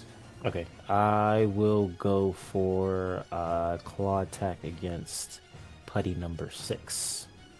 Okay, that should be might Okay. against the putty's toughness. That's going to be a 5. That will miss. I did get... Okay, so I got a 4 on my D6 and a 1 on my 20. I do have the tragic background where any 1 I can reroll. Does that count for that or no? I believe it does. Yes. Okay, I do have to take the new result, though. Yes. So go ahead and re-roll the d20. Okay. That one does not apply to our story points, does it? It does not. No, it doesn't take 1 from you. No. No, But we do wouldn't we gain a get story one? point. Oh. Well, no, because it's going away.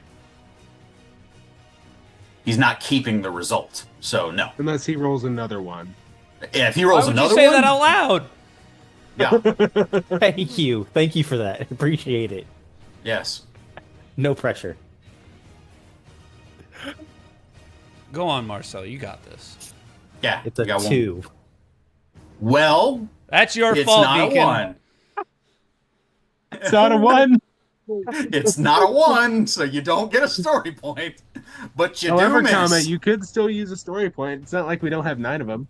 You have 9, so That that would be your... I would give it to you. It's your last chance to try to re-roll it. Sure. And I'm only re-rolling the 20, not the D6, right? Correct. Okay. Okay. All right. That's going to be 22 total. Yes, that hits. Awesome. Take 1 from your Third- pool, and Third that's a time's hit. a charm. What damage is that for the claw? That was sharp. 1 sharp. 1 sharp. How do you want to do this, Marcel? Okay. For this one, Marcel is going to jump into the air and then come down with a double claw swipe. Okay. Like really shred into it and have it disintegrate. And as it disintegrates, he's just kind of rising up and he just takes a look at Anna. And yeah, just kind of gives her like a head nod.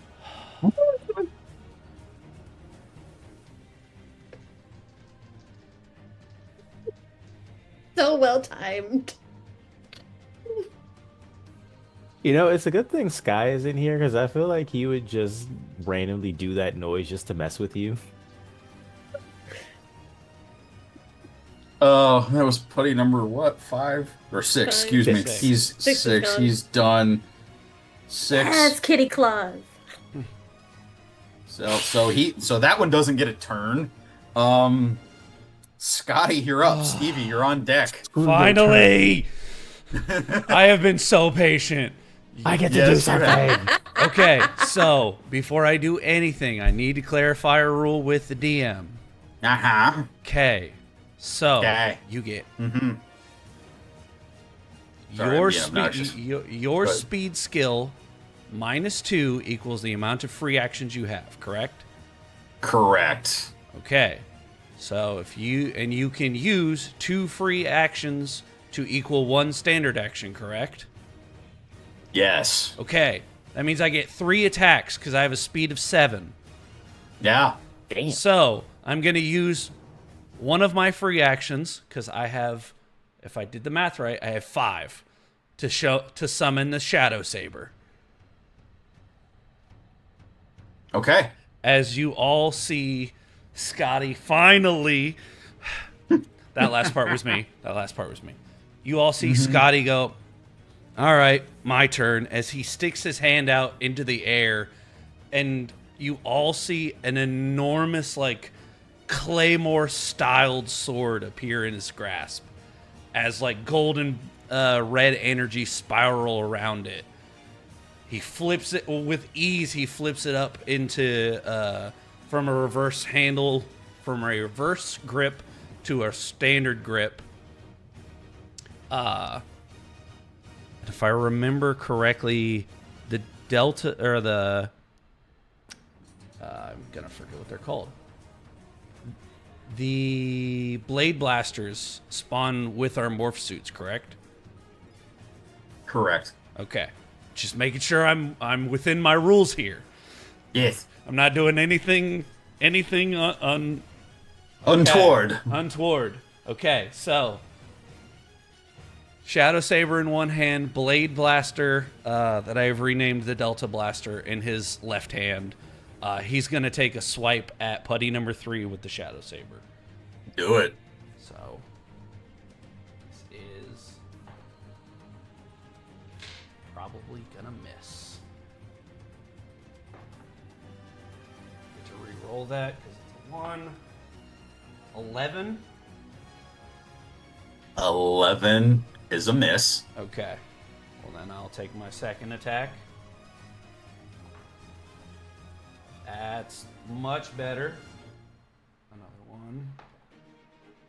18. That hits. All right. So he'll do 2 energy damage. How would you like to do this, Scotty? All right. So he swings down with the sword, missing the first strike.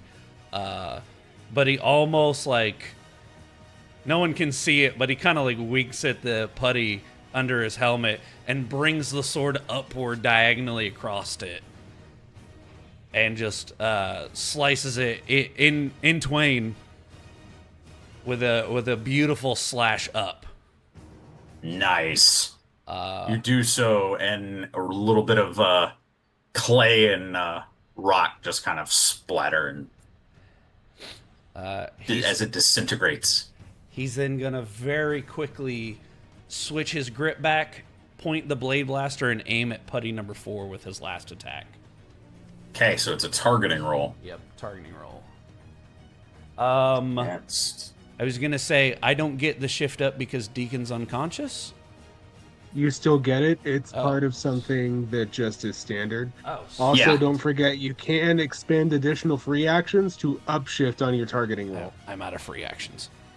Oh, That was 5. lame. I'm sorry.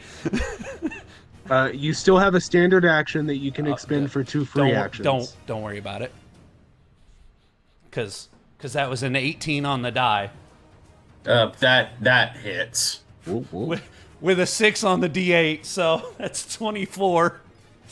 That's That it you on the D8. Okay. Yep. Yeah. So 24 to hit, and that's yeah. one energy. Um.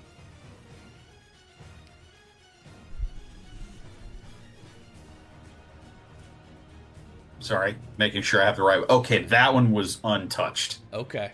Okay, Um, so you damaged that one severely. yeah, he almost using the shadow saber as like a balance. He blasts the other putty.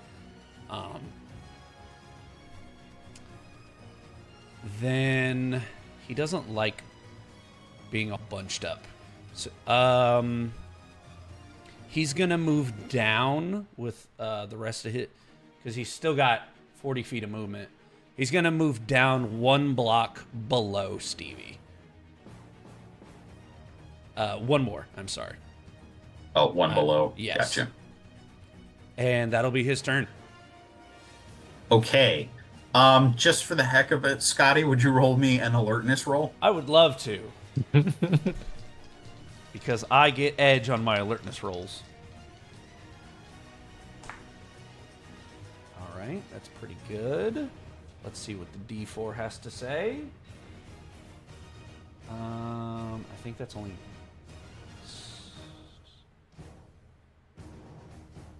I'm making sure I'm following my...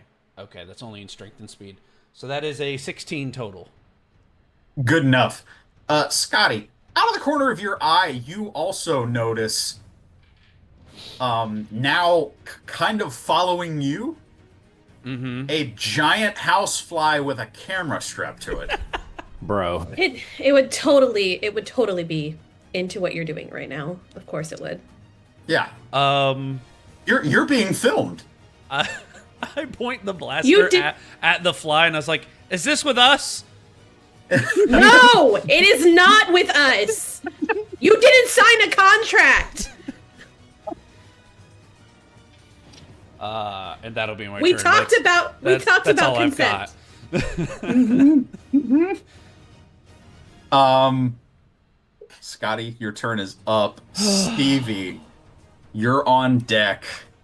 Or excuse me, I'm sorry. Stevie, you're up. Cool. So Grandma's on deck. Stevie is going to flip on over to Deacon to create like a shield and cover. And he's completely unconscious, right? Yes, he and is. there is a med kit on the ground nearby. There is. Can I grab it and try to use it? Clear. You absolutely can try to revive him. Yes. And would that be what action would that be? Hard plastic case containing bandages. As an action, you may expend one use of the kit to heal 1 damage without needing to make a science medicine check. Users with science medicine may use a kit to heal 2 damage. Okay. There you go. Let me get back over to my character It sheet. has 2 uses expended currently, so it has 8 remaining at this point in time. Well, and I think you only need to use it for the 1 charge, right? You only need to use it for the 1. Just to revive unconscious. And that's a science roll, or since you have the med kit, you would not need to make the roll. Yes, what he said.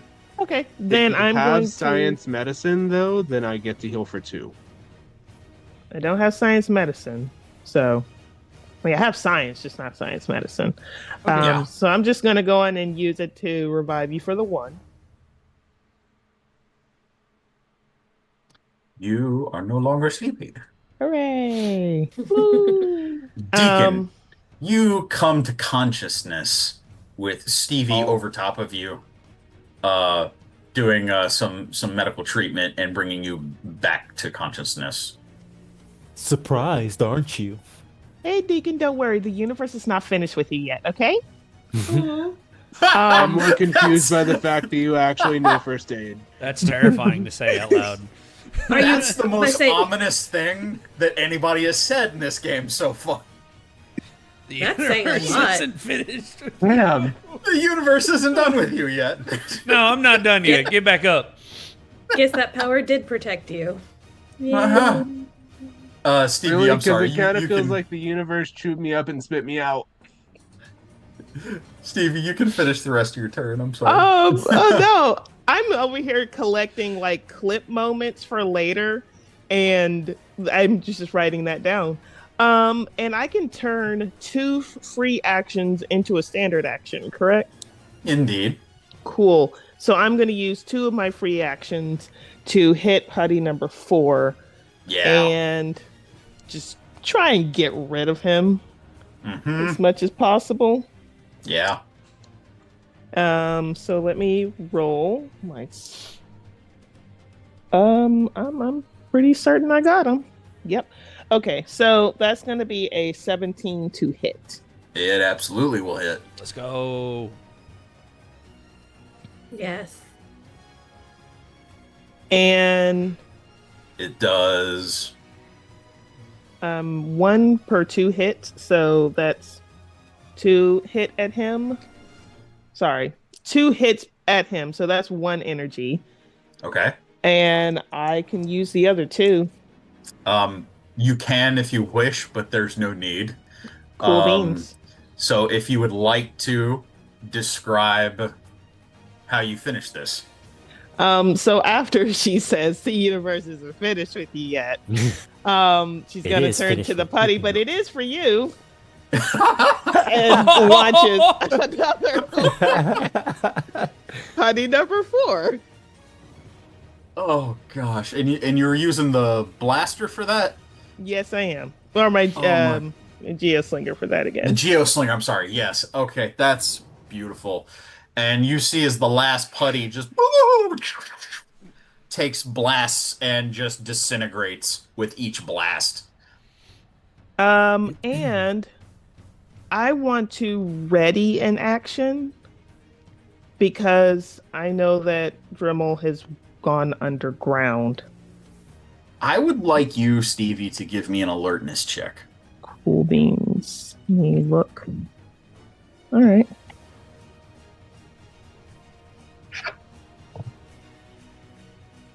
All right, so that's going to be a 10. Well,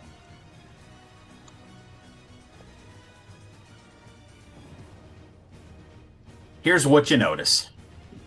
You notice 2 things. Well, actually, hold on. Let me roll for. You notice 2 things. First of all, you see a giant housefly with a camera, which is hovering near your head now. Oh. Hi. No, not high.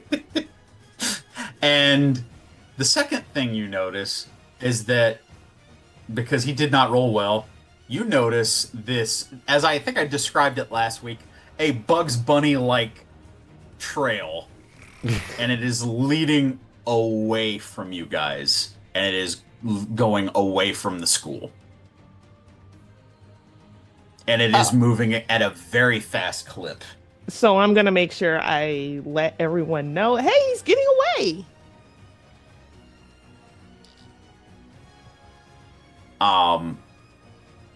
And that will actually be my turn. Okay. Next up is Dremel, followed by Deacon, and we'll see.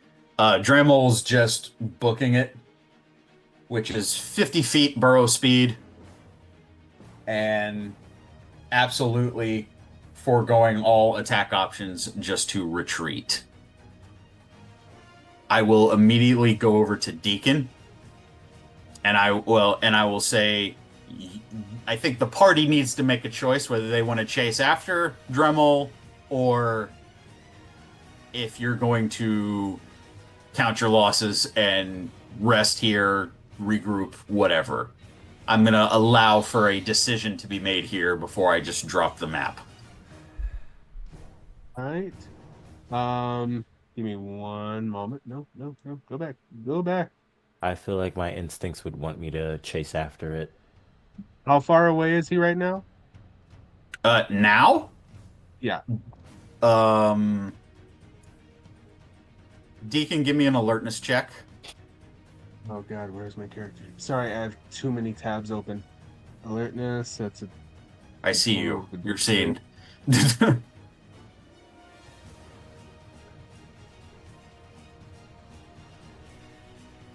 That is a 13. He's 100 feet away. You could see the trail as it's literally heading out of the ruins of the university, and Dremel is booking it away. Okay. Where is? Okay, cool. So, Deacon is going to. Oh no! Wait. Haha! He'll have just enough. Okay, so he's gonna hip up. All right. Standard action to morph. All right. Yeah.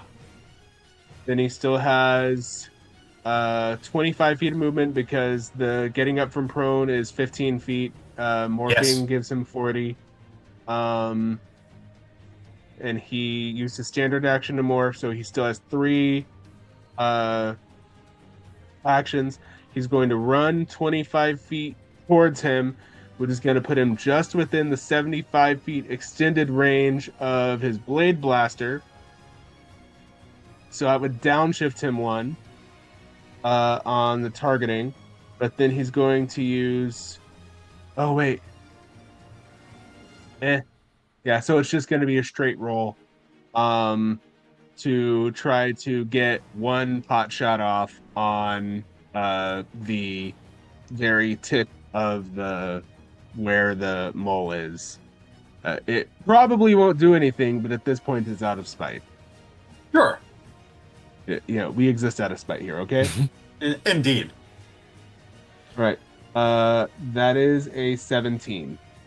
That will not hit. Basically, what I'm gonna say is, like, he is underground. I would have given it to you with a high enough roll, shall we say? That's fair. That is fair. If I had more, I forgot that the morphing takes a standard action. Otherwise, I was gonna try to upshift that, but I only had. Wait. And by the way, with that alertness check, you also see the buzz cam. Ooh, wait, hold on, wait.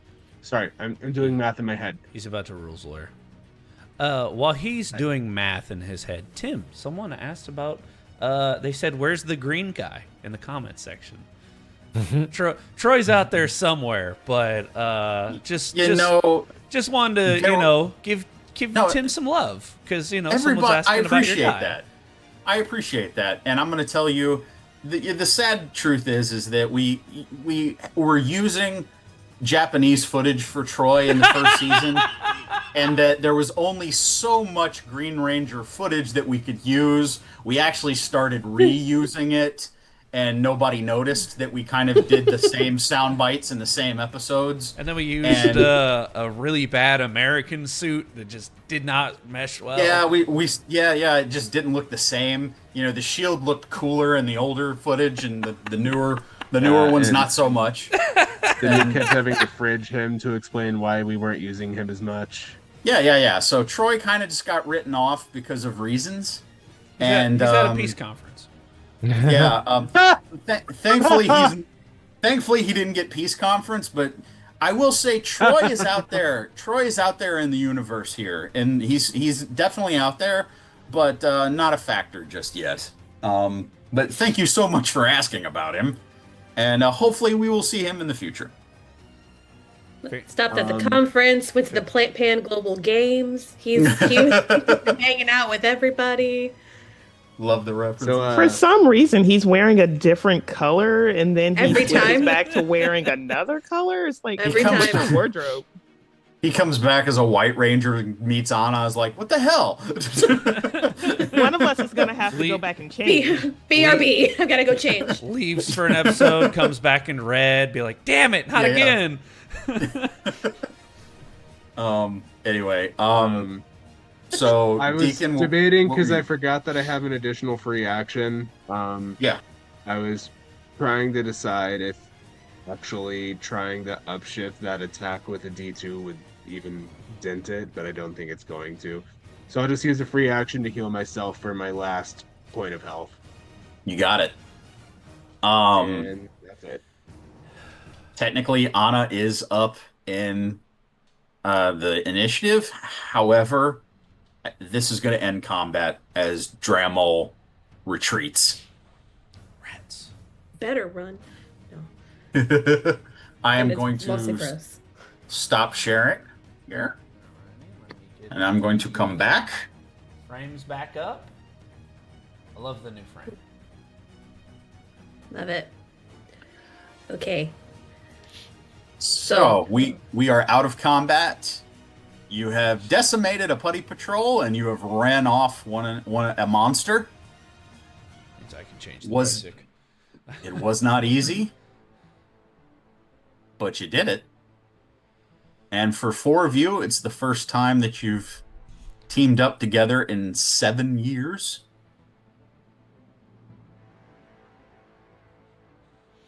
And the floor is y'all's. The Angel Grove University falls quiet. It appears that you have cleared out the immediate danger for the time being. Can I ask a About clarifying question? Go ahead. I was Certainly. going to ask about the Buzzcam. Is Buzzcam still buzzing about, or has Buzzcam also left? I also wanted to Um, know that. Okay, so we're just going to go right into that then. What happens is, yes, the buzz cam actually, it floats over closer to where you are, Anna, and you hear the familiar voice of Galvanax, and he's like, this is great. No great fight is complete without the origin story. And that's what we're filming now. Your origin story. And what we're going to do is build you up, and we're going to build you up to the big fight. We gotta get suspense. We've got to get people invested in your story. And this is the best content that I have ever had. Granted, this is the first content I've ever had, but that's Bruh. beside the point. Question: is there one buzz cam, or are there multiples? Just the one that's floating near her Right. now. Can Is we it- all okay. hear it talking? It's like on a little like a Oh, loudspeaker. Yeah, it's on a Cool. loudspeaker. So, Deacon has a blade blaster out and it's pointed at it, and Yes. he's just making eye contact with Anna, waiting for the go ahead. Scotty does too. He's been trained on it the whole time. If they're both on it, she's gonna dead like looking at the buzz cam and is like, they didn't sign contracts. Go for it, guys. Bang. Also bang. Sees this thing incinerates. Yep. Oh, so you weren't filming a documentary? Absolutely not. Never change, Oh. Stevie. As Scotty will put the shadow saber across his back. All right. Oh. Uh, Well, we're all still fully morphed. Now that the buzz cam's gone, because let's be honest, she wanted to make sure the buzz cam was gone before anything happened. Again, consent is important, but more importantly, they don't know what they're in for, so she wanted to make sure that was taken care of. She'll get a quick yell out a quick power down and hit her ninja star, which then of course has her actual like suit itself disappear, but her undersuit is still there, which is an all black matte like warm up undersuit, and it does have the ninja symbol for the spirit of the ninja on her chest in white. And so her hair is pulled back, usually in her usual messy bun, and is like, all right guys, what just happened?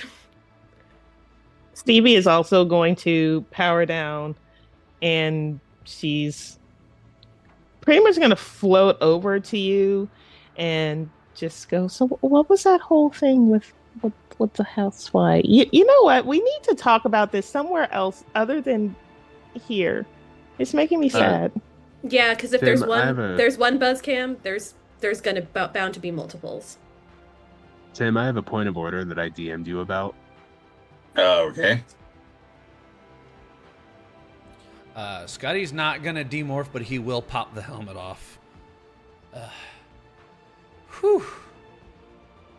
I thought I got tired of fighting Quantrons, and then I had to fight putties again, and I almost missed space. And he's gonna extend a hand out to Anna and be like, "You handled yourself very well, by the way." She's gonna take his hand. And you miss space. Just wait, friend. It's coming back to you. Gonna take his hand and give it a hard shake because she knows where the buzz cams come from.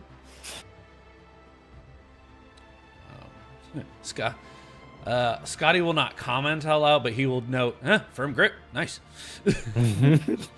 That's a very business handshake. I'm here for this.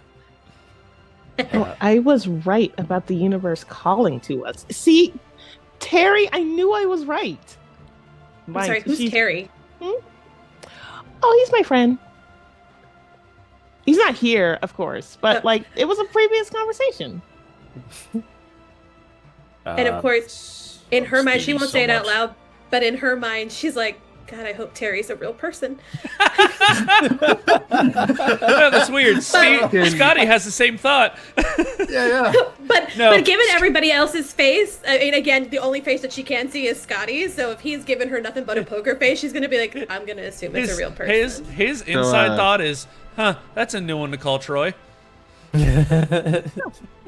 Aw. Deacon is going to pop his helmet off, and he hears a subtle ping, ping, kind of like a very subtle, cell phones on vibrate kind of thing. And he reaches into the pack and he pulls out. It's very similar, not exactly like it, but similar to like the Dragon Ball detector from DBZ. Yeah. And he kind of and he starts walking, following it, and he looks up and he's right in front of Marcel. You want to tell me what's going on here, bud? Go ahead, tell him. Marcel just kind of. How can I put this? Because I had something else I was gonna do before you said that. Meanwhile, her smart A responsible cat got your tongue. Not a cat. Marcel is just going to gently. Seeing Marcel hesitate, he's gonna be like, "Okay, we get it. Trust me, I was in the closet for years. We can talk about it later." He's going to gently kind of push by Deacon and go behind one of the broken walls, and his version of powering down is just kind of the shadowy smoke dissipating, and you feel that energy shockwave again. And then he just comes back around the corner and he's really exhausted, like a lot's been taken out of him, and he just goes, a lot's happened in the 7 years since we've seen one another. Is we I see still getting the- the blip? I'm sorry. One at a time. We'll start with Deacon. What was the question? Am I still getting the blip? It's faint. Okay. I was wondering, do we see the black smoke? The black smoke. Yeah, he said there was a black smoke that, Smoke. as he was powering down. Ah, Because he walked behind. I think- he walked behind something, but yeah. Does the it should- smoke come from the wall? Yeah. from the wall? Like, Or, like, I'm guessing, like, does a around, like, little is it bit around come the around wall? Like, corner? Oh, from around the Wall, corner. but- Yeah. Oh, okay. Flames, there's flames. Yeah, flames on the side of my face. Yeah. Face. Thank you. You're. I would say that it takes a moment for it to dissipate. I don't think it would be as pronounced as it was when you morphed. But it's like when it kind of just clears. It's like a fart in an elevator. It lingers for a minute and then it's gone. it's gone. But the lasting effects, they're there. Yes, a dark, dank fart. I'm sorry, I didn't have a better descriptor than that one. I apologize. No, it No works. need to. You'd think I'm better than that, but I'm not. Full energy stinks. All right. I was gonna say I'm I'm gonna make this an open skill check for the party. Yeah. There's gonna be two things. First thing, I'm gonna say a survival check.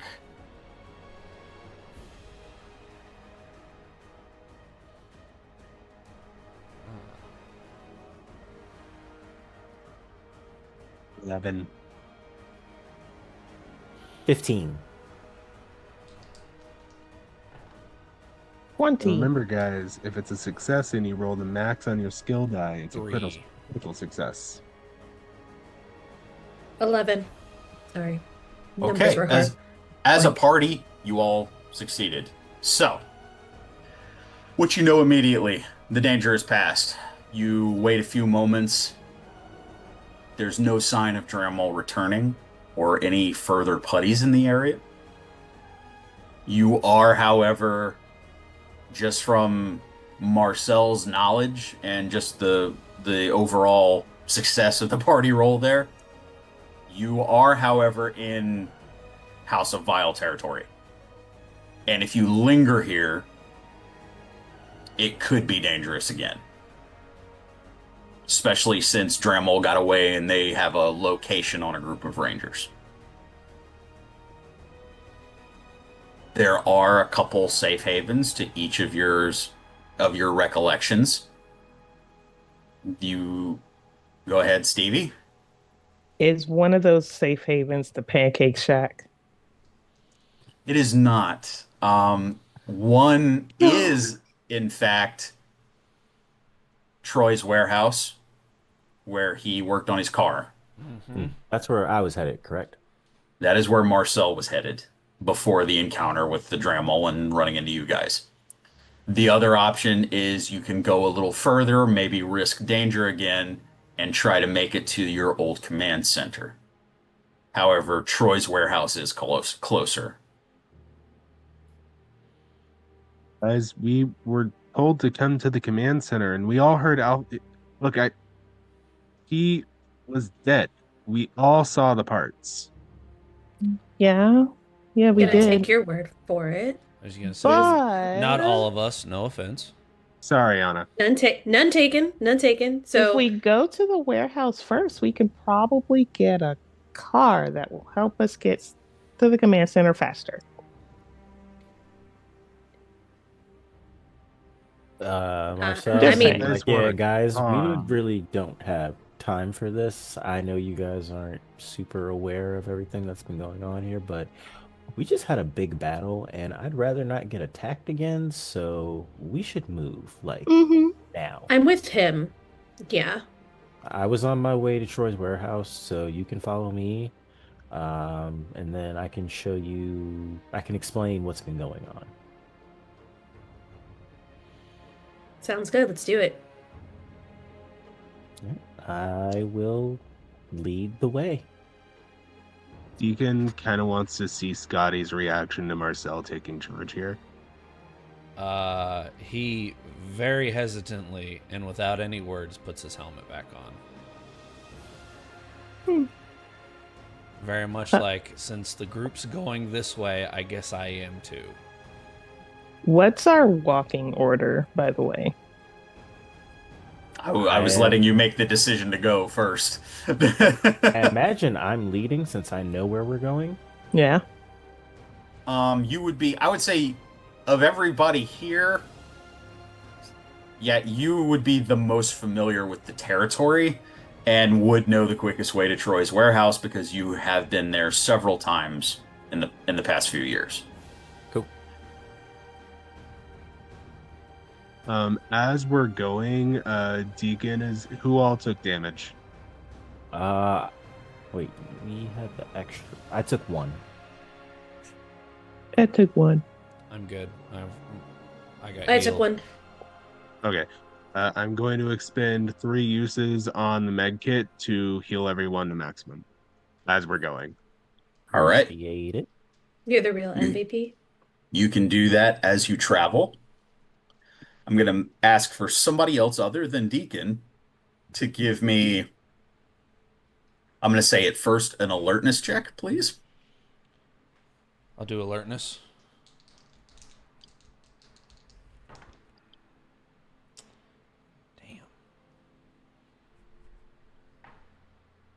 14. 14. As you guys slowly make your way through the remains of Angel Grove, you are getting a better lay of the land and the city that you were once extremely familiar with and defended once upon a time. Um, there's a lot that's been destroyed. There's buildings that have caved in, um, cars that have been left kind of in the street but somewhat demolished. Some of them kind of flipped over on their side. Uh, like where fire hydrants used to be, they're now like cracked, and the area around it has been well dried up in the past 7 years. Um, some lighting in certain areas, but it kind of reads kind of like a flickering light here and there.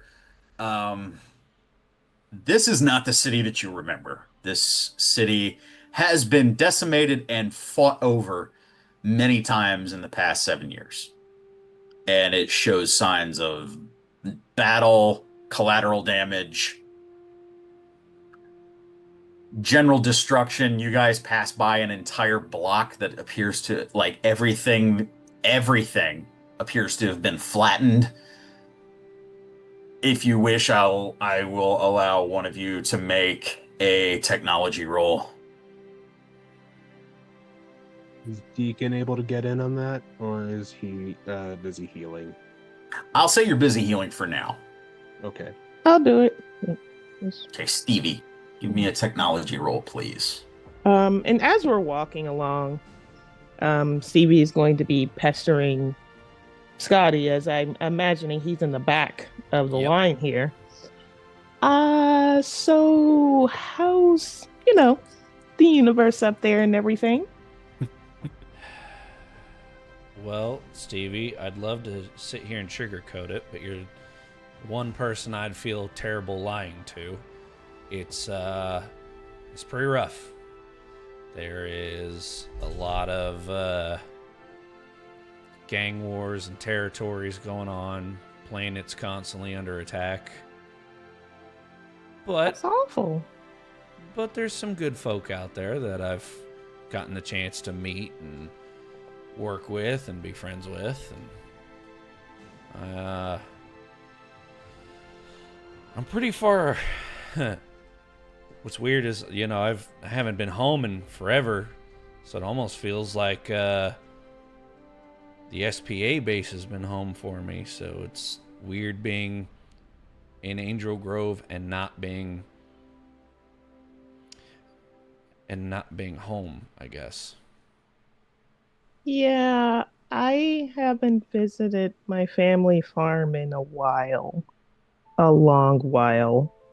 By the way, as far as the roll, I have a perk called Inspired, in which I can re-roll a dice once a day. Yeah, I'd like to use that. sure. Much better. That is going to be 16. This entire block that you guys are passing through, where everything appears to be flattened, and I mean everything, there's not a building that's left standing, but in a weird way, everything in an entire block has been crushed.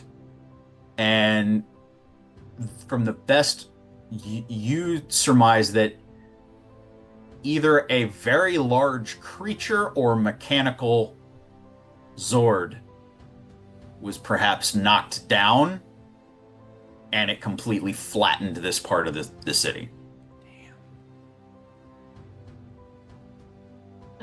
We tried to be so careful with the collateral damage at first, and it just seemed like it was all for nothing. We got to do something. I mean, we are doing something, but Can Deacon make I think it might be a culture roll? Question mark. To remember What are you if trying this to was find actually to remember if this was actually from one of our Zord fights. Sure. Roll me a culture roll.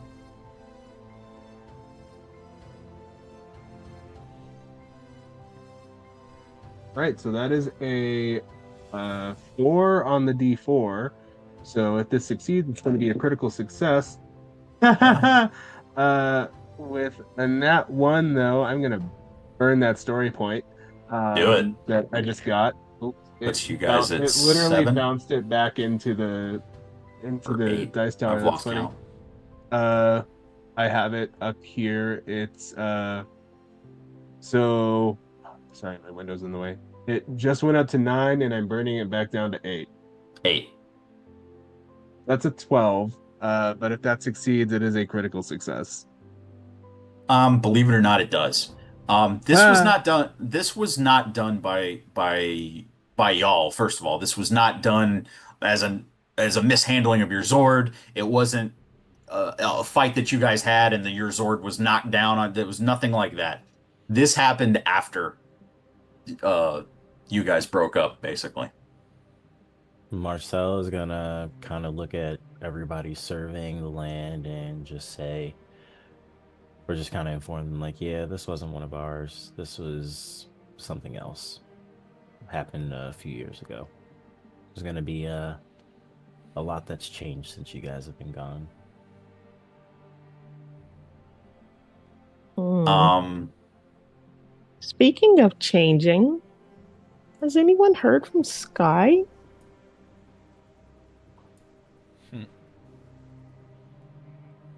We never talked no, about that, did we?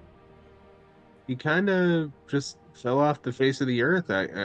Honestly, I didn't even see him after the fight with Ivan. It's very not buzzworthy of him. I, He I would can have tell loved you those where cameras. he isn't. Space. Well, specifically Aquatar, KO35, Terra Venture, Haven't seen him Triforia. at Aqua Base. Triforia. Well, I was looking forward to seeing him again, especially because we matched this time. And also, Deacon, really cool. You look great in pink. Okay, it's still weird that she gets the name right half the time. Gotten used to it at this point. Congrats on getting Thank you Lightspeed, very by much, the by way. the way. Yeah, it was not you know, we'll talk. There's yeah. How's the oh, see you got another stripe there. What is it? Lieutenant now? Lieutenant now.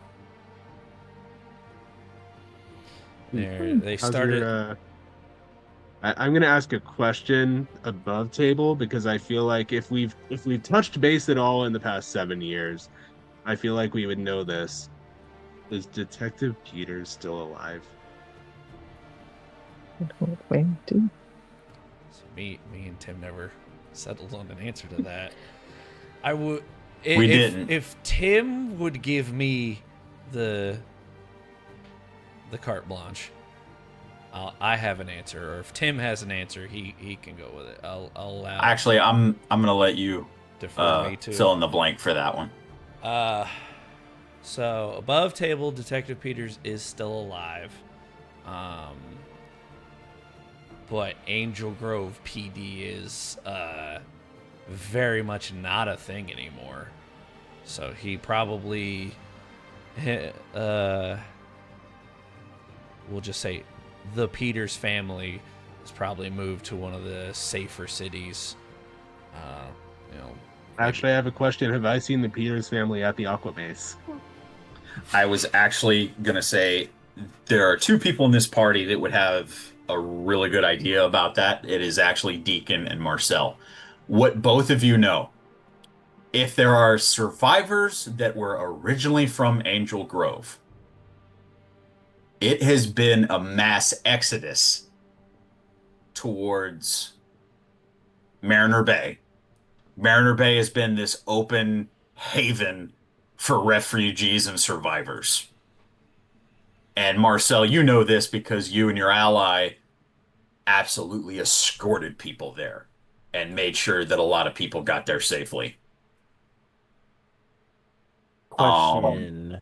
Yes. Are there any safe havens outside of there? Like, I imagine some people might not have wanted to live under that authority because they were more or less profiting from the destruction?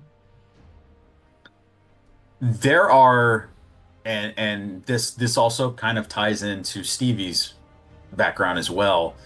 There are certain areas that you would almost swear that nothing's wrong. There are areas that have been untouched. There is no war in Bossing Say. Oh no! Ah. And all of you, as you kind of are collectively like talking through this, you're kind of working it out in that, ooh, it's been centralized. It certainly has been going on in space.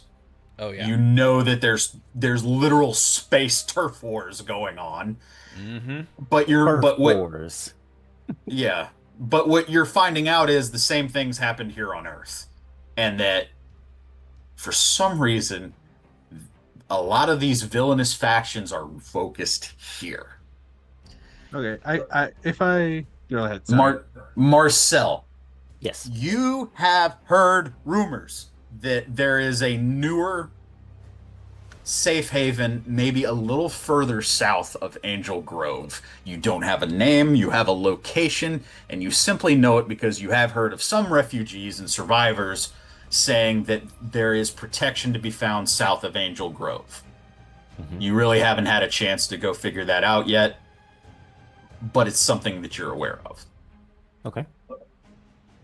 I have an idea of how I want to inform the group a little bit about what's been going on, but I'll wait till we get to the hideout to debrief us. Okay. Which, by the way, how close are we? I'll get there. Deacon, you had a question? If I can be allowed a little bit of narrative leeway from both Tim and Jay, if this is too far at any point, please stop me.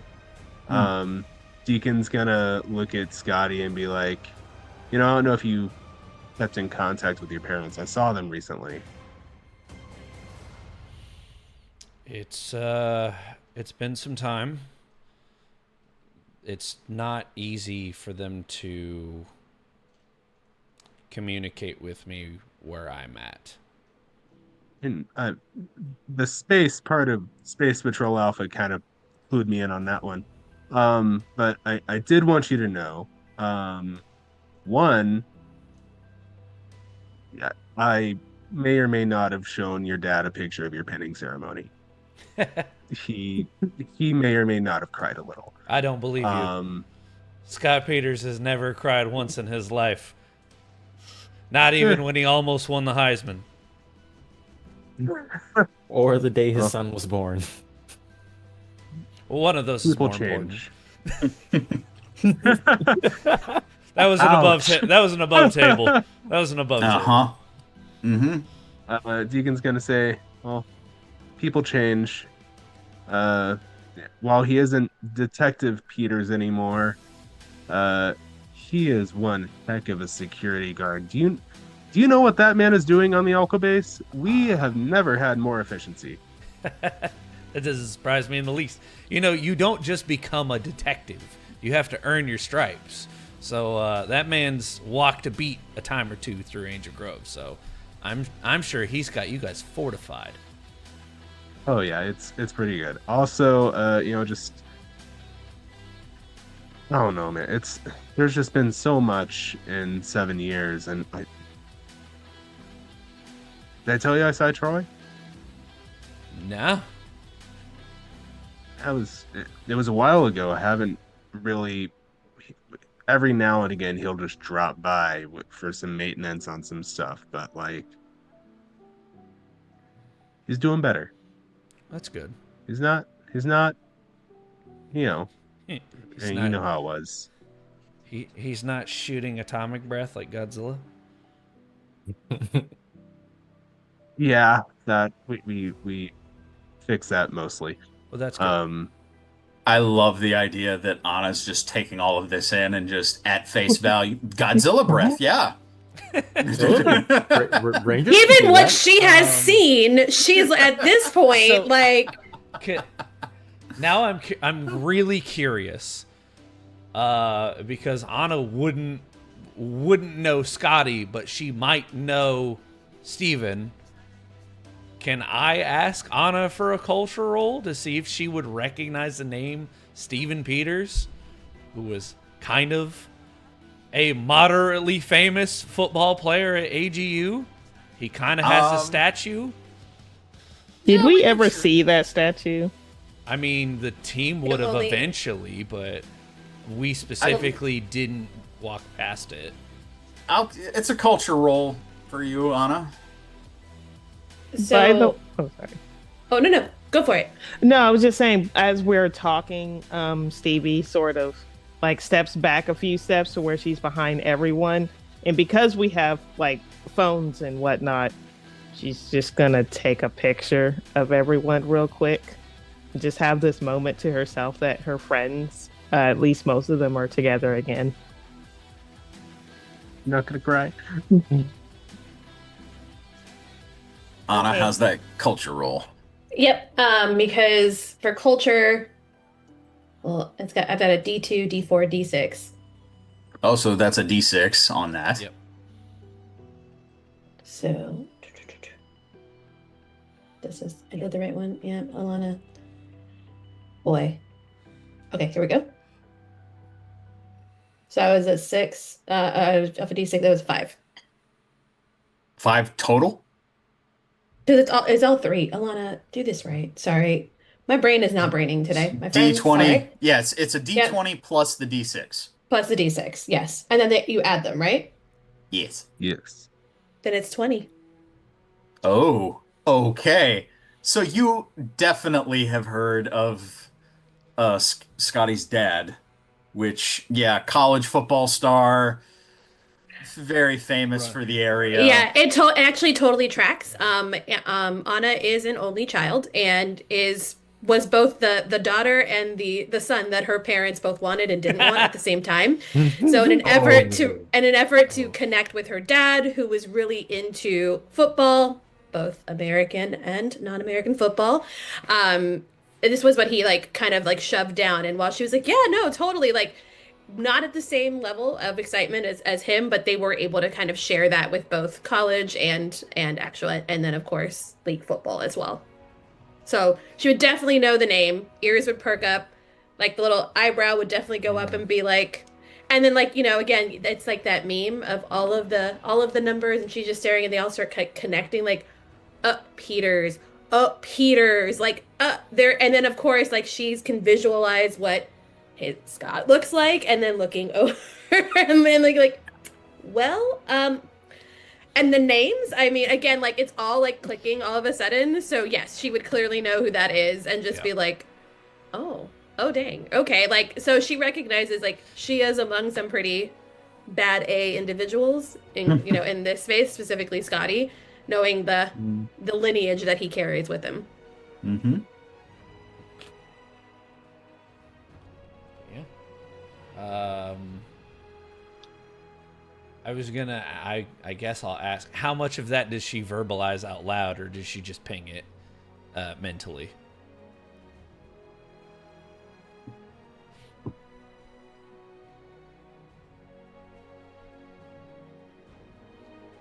She would probably say it like out loud, be like Peters, like, and then start just like kind of like saying the name, and then like kind of maybe like some general like overall stats that we know are like attributed to him, to be like, you mean that's the Peters we're talking about right now? Yep. Heisman runner-up. Played all 4 seasons at AGU. Played 1 season for the San Francisco 49ers before a devastating knee injury. And then got his degree in criminal justice. That's the 89ers. Yep. Yeah. Blah, blah, blah. Ironically enough, that's the year that he played. Yep. Yeah. 89ers in 89. Played Can't use the official thing, remember? played professional a year, got hurt, and then got his degree in criminal justice. And I believe, if it's still there, has the 3rd largest statue at AGU at Angel Grove University. You do remember Yeah. it was closer to the football field, and so it's, you didn't see it while you guys were there. You were only in like part of like one of the Mm-hmm. the main Concourse. thank you, Got you. concourse. Got you. The word was not happening. Um,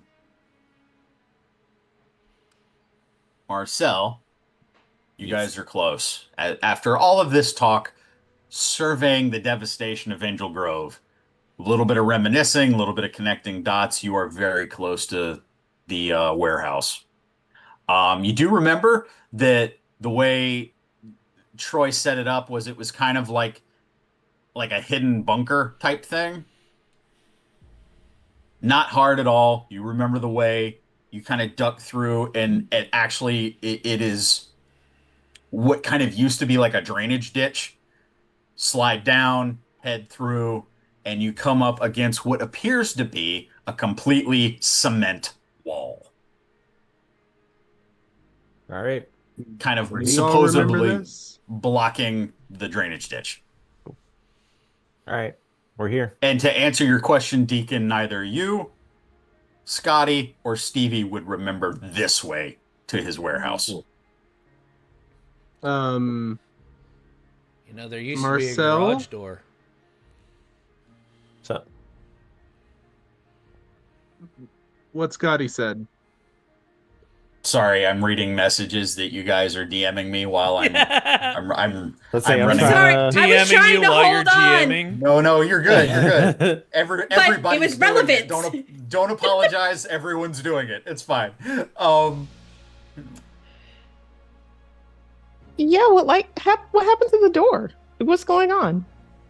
Marcel is going to move a rock that has like a hole behind it, and he's gonna reach his hand in to hit a button, which is gonna cause the wall in front of them to start shifting and moving. Yes, that way. It's gonna start moving. Kind of and slowly, the stone slowly rolling away. It's got the dust And- kind of coming down a little bit because it's moving and shaking and everything, and it appears, and we see the underground bunker. The lights come on. You see a few cars, some finished, some that are still being worked on.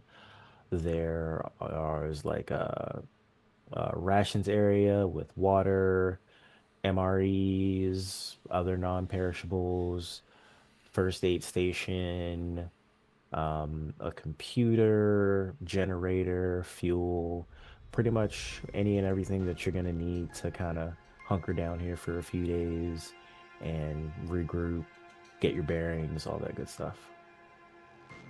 So, seeing the door and the mechanism to open it, Deacon's just gonna be like, so what if somebody finds the fake rock? And wouldn't like a garage door opener be safer? Well, who's gonna stick their hand in a strange hole behind a rock? A surprising number of people. Have you seen the crowd we run with? Well, the thing that you see now is actually, it's not an opening. It is now a metallic door. There appears to be levels of security that Oh, thank were God. that were not here when you guys were in college. Yeah, precautions have been made. I see the apocalypse has made Troy paranoid. Good job. He's a Um, prepper. I thought he was already. Oh, never Yes. mind. Yes, he was.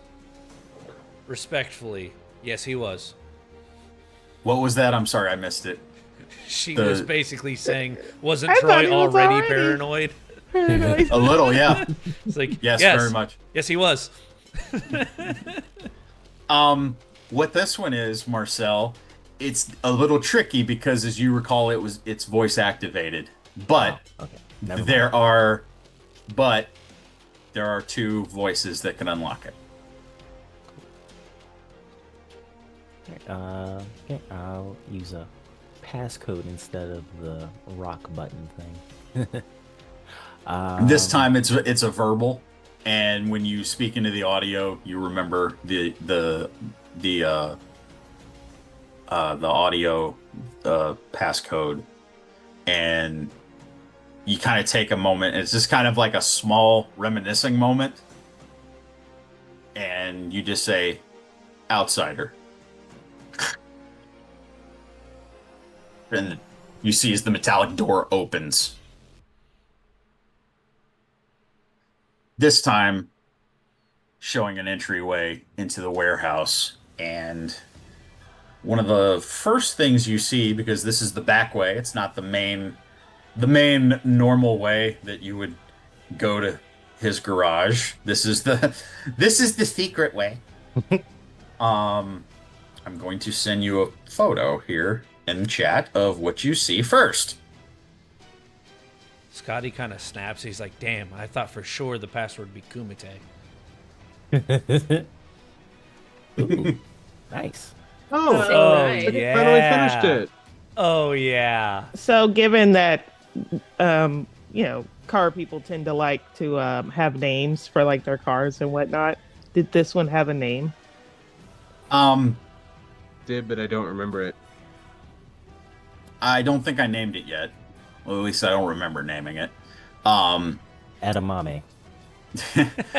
what you do see is that this thing has been untouched. There's a layer of dust around it, but it is completely restored. It is Troy's car that he was trying to fix up when you guys were going to school. The one that he won the putty race with. Yes, this is the one that he street raced with. It's for anybody who cares. It's a '34 Ford Coupe that has been completely redone, painted. You also there's no rolls for this. You immediately start seeing like the subtle decor. Troy wasn't particularly a trendy guy, so you see like there's his uh like a heavy bag in the corner. You remember he would often go here to work out or prepare for martial arts tournaments or whatever. The Wing Chun that he practiced with daily is in one of the other corners, well worn. The wood and the pads on it have been well worn. Really, it looks like it's ready to fall apart. But also, it looks like nobody's really been here for a long time. Marcel's gonna kind of run his hand over the car and look at the dust on his hands and just kind of reminisce and think about how long it's been since he's been here. So, as you do that, Stevie just hugs it. Aw. Seeing all of this, seeing Troy's warehouse, seeing the security door, Scotty will finally power down. Yeah. Yeah, it closes behind you guys. Deacon will also power down, but it's probably gonna get pulled out at some point. But I'm gonna kind of direct us to it. He's looking for something that at one point in time was displayed on a workbench. And Tim, I think you know what he's looking for. Something in a Don't think frame. Oh, yes. It's still there. And if Deacon's looking for it, you find it easily enough. You find a framed picture of all 6 original Mighty Morphin Power Rangers, but it's all of you in your street clothes. And it's the picture that was taken in this warehouse years ago. And you see, Anna, what you see is the same car that's here right now. It's kind of like midway through restoration at that point. But what you see is this really wonderful photo of Troy is like half in the car and half outside of the driver's side window, just kind of like doing that. You see each one of the 4 that are in the room with you. Stevie is sitting crisscross applesauce on top of the car like right to the left of Troy. Deacon is laying down in front of the doors, kind of like down on his elbow. Scotty is leaning up against the back of the car. Marcel is sitting on the hood, and everybody seems really happy and really like cheesing, and a wonderful moment captured. And for the four of you, you remember that this is one of Troy's favorite pictures that was ever taken of you guys. Deacon's gonna go ahead. Oh no, go for it. I want you to go for I it. was just gonna say, Deacon's gonna look at the photo and look at it. He's gonna, because there's a layer of dust on it, he's going to take his sleeve and just kind of clear it off. And he's looking at, he's reminiscing, and a little bit of waterworks just kind of started. Not the full like blubbering mess, but like definitely like he gonna. And one thing he looks at specifically is on him, because he, even though it was getting a little bit of grease on it, he still had his hoodie, and he kind of reaches over to his right sleeve and runs his thumb over the remnants of the fabric now, just reminiscing. Yeah. It's a grounding spot.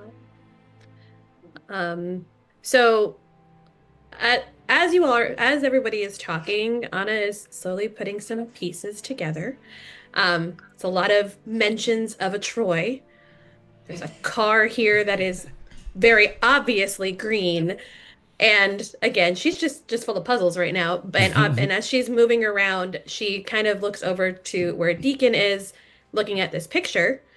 And like kind of comes not 100% behind him, but kind of off to the side. So from behind, off to the side, and sees the photo and kind of sees all these familiar faces, including a familiar face in Troy. Because she will say it out loud, "Oh, Troy." Like, as in, she is acknowledging that she actually knows who the person in the photo is. Snap. So it, How do you before know? all of this, Scotty would have walked over to the wing chun, and he's just very slowly kind of moving the arms, much like Troy had shown him. And as soon as you say that out loud, he's just "Tunt," and he stops on one of the pegs, and turns back to see what the conversation is immediately. Yeah, Stevie has started wiping dust and like sweeping dust off of the car, like in a no, you shouldn't be dusty. Let's fix this sort of, as you mentioned, that you know who we're talking about. Marcel has been looking around, just kind of gauging what's still left in there when he hears that, and just kind of turns around and gives her a very suspicious look. How do you know Troy? I was gonna ask the same question. Well, I'd ask you all how you know Troy, but it seems like he was part of your team. And a few years ago, he tracked down my team. Inside check you're on one that of the- phrasing. So you're one of the other ones. Yeah, go ahead. Give me an insight check. Sure. Or I guess Well, I should say alertness. I think Alertness? we're using alertness for Alertness. that. Yes. I too. Yeah. That yeah. is Anyone an who wishes. 18, Oh, and if that passes, that is a critical success. Scotty. Dirty 20. Okay. Would Marcel already know about this?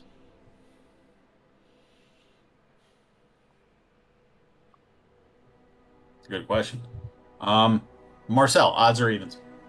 Evens. Yes. Okay. Not necessarily that you didn't know that he was seeking out the Ninja Steel team. You knew that he was looking for replacement powers because he didn't have them. Right. So it immediately clicks for you. You're like, oh, okay, that's one of the ways that it's one of the branches he went reaching for, you know? Mm-hmm. Stevie knows absolutely nothing as she rolls a 1. Oh, Oh. But we do but get get a a story point. point. Story but point. take a Yep, story get point. What are a we up to, like point. 10? So, We're at 9. 9. Anna, Okay. it is definitely, I mean, you're not, I know as the DM, you're not exactly being deceptive here. This is pretty much No. all Yeah. overboard. This is pretty much exactly, she's telling the Yeah. truth. Yeah.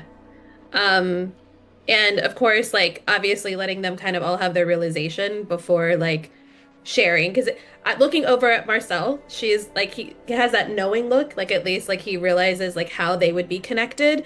And so she's gonna still be looking at the photo because she's also working through a lot of emotions herself. Her own team has faced quite a bit. They've been pulled apart. She's had her own things that have happened. So like it's being surrounded by another team who knows one another extremely well. Seeing this photo, there's a lot of emotions that she's working through.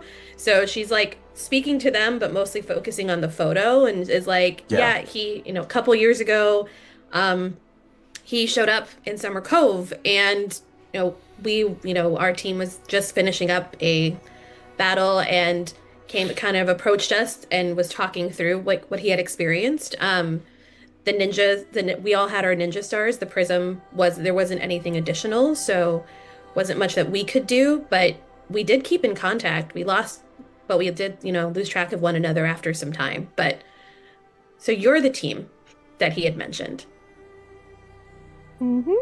And she kind of trails off there. And it's said with like it's said with a like an air of like just like understanding and knowing and some kindness, which is not exactly something she's been giving most of the time right now. It's like an understanding of very similarly how she misses people of her team, that you are missing someone on yours as well.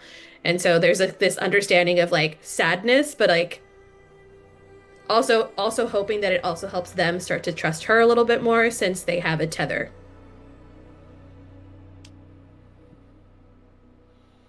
Marcel, Yes. with all of this going on, your mind does kind of immediately go to something that's been on your mind for a while, and you remember the safe. And I'm curious if you remember this from what we talked about in your backstory, but there is a safe with two very important items that was kept there for safekeeping. Can you refresh my memory real quick? Send me a message. Yes. Thank you. While that's happening, if there's a moment for some RP, Yes, go um, ahead, please. Deacon's gonna look at Anna, and this is the first time, at least that I think of, that she's mentioned having a team of her own. So he's gonna kind of inquire, wait, you're not just like, I don't know, Sky would have called it a Ronin? Nope. Well, we all don't start by ourselves, but nope. I am one of a few. What was your team like? Stevie's asking this as she is still dusting. Right. Okay. Gotcha. Um, well, funny you asked, Stevie. You kind of remind me of my friend Sarah. She's has some really amazing strength, but similar to you, probably would try to befriend a buzzcam before taking it out. And I mean that as a compliment. Oh, well, that makes me feel great, I guess. Maybe that means we'll be friends too. I hope so. Scotty has transitioned from the Wing Chun over to the heavy bag, just giving it Yes. a couple jabs. You guys can hear the pff, as he's literally knocking the dust off of it. And Yes. he'll just kind of. So have you ran into any other teams? None that I've come across, not since you all are, in all honesty. After our team disbanded, we pretty much just kind of kept to ourselves, and then, feels like all hell broke loose. I I have a question, and if it's overreaching, feel free to. I know we just met like an hour or two ago. We sent a message to everyone 7 years ago. No one responded. What? We couldn't have been the only ones then. We knew we weren't the only ones. We saw others. What kept you guys from reaching out? So remember those buzz cams? It's part of a larger piece of the puzzle.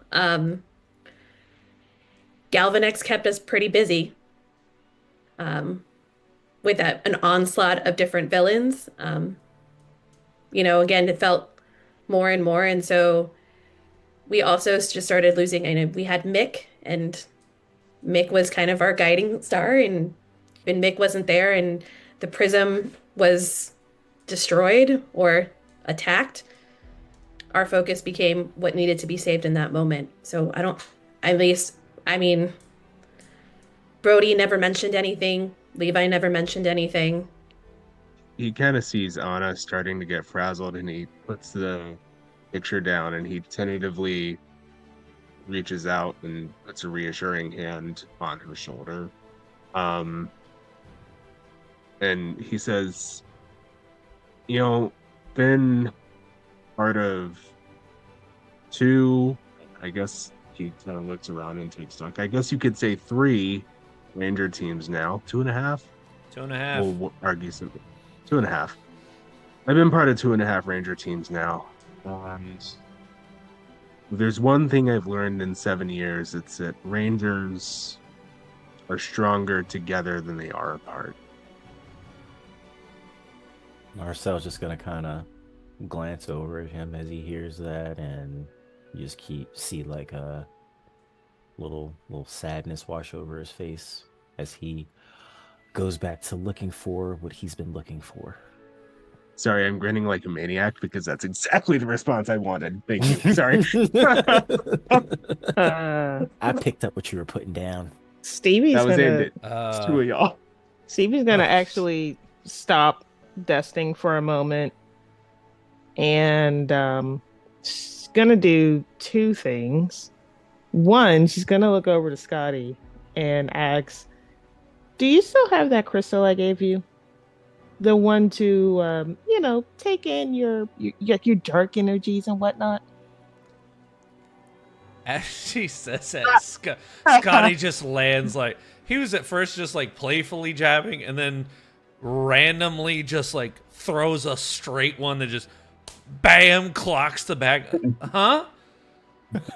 Oh, yeah. Consider that a jump back. Yeah.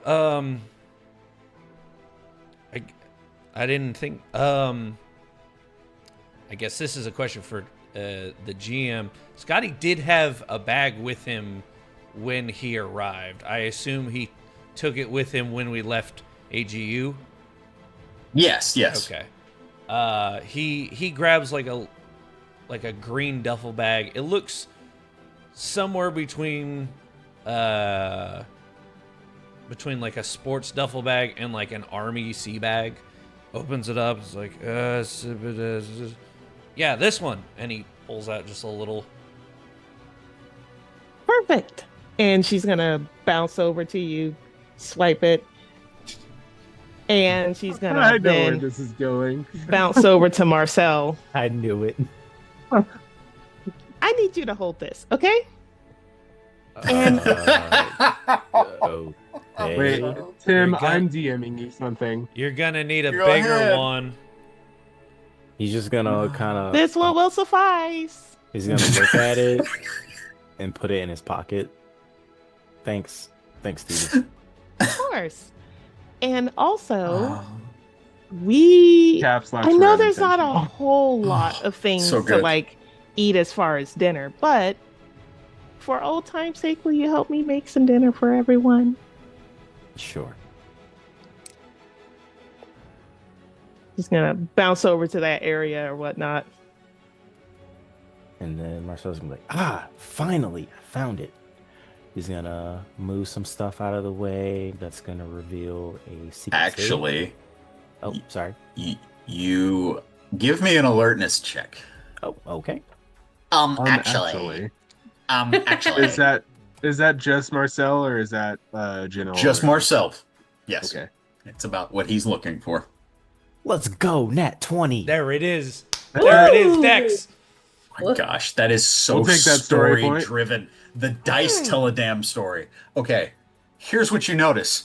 There is nothing covering the face. The safe.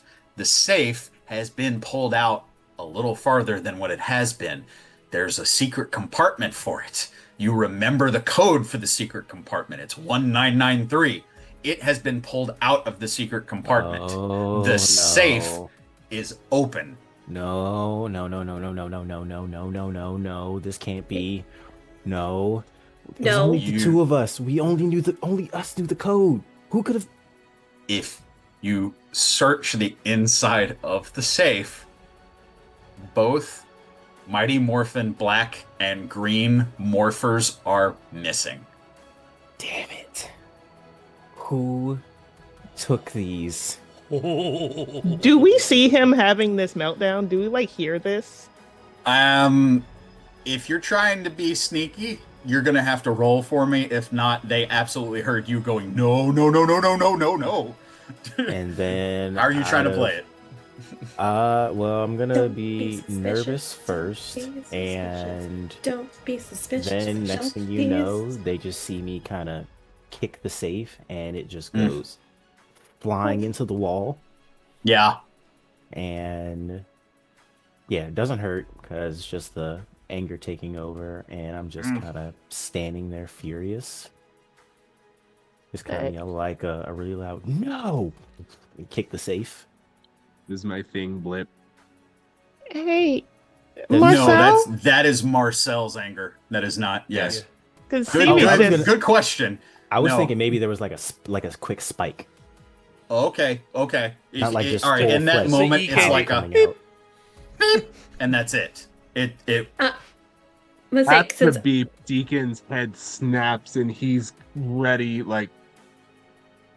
to flip and morph. I Yeah. almost said Like, another word. and instantaneously, as Deacon's doing that, on his head, just like because she hears the beep and doesn't know what it is, and just looks over like it's like instantaneous and happens like in tandem. Scotty was digging in his bag, so his head pops up like a meerkat. Just yeah, Stevie was just about to bounce I love off. that visual. mind explaining what that outburst was there, bud? Marcel, The you morphers okay? are gone. The sorry, the morphers what? are gone. Mine and Troy's, they're gone. I don't know where they are. They were here. Only we knew the code. Only we knew about this area, the safe house. I don't know who got in here. Wait, You guys, wait. anybody at this point, anybody in the group can make me. I'm gonna say. Can be a streetwise, Oh, thank God. Ooh, I have a specialty in that. or I'm Ooh, gonna I do say too. infiltration, in that you're trying to figure out how somebody could have bypassed the security that's clearly been beefed up in the past few years. So as Could far as I streetwise, ask- Go ahead. oh, I was just about to say, as far as streetwise, I have a specialty in gossip. Don't think that would work here. I have Gotcha. a specialty in black market. I just, Not applicable here. I don't I think just so. have a regular old D4. That's a 16 on Streetwise. Okay. I'm actually going to ask for an alternative, Tim. I Go would ahead. like to roll culture. I'm not specialized in grid lore, but I know grid lore falls under culture.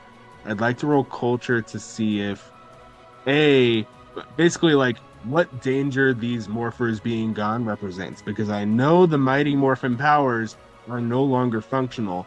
I want to know what this means. I want to know what the ramifications of this are. It would be grid lore. Grid lore. Okay. Do I need that specification or that specialization to roll this? You don't need it to roll it. No. Okay. But it is may grid make it a lore. little bit more difficult. Okay. Yes.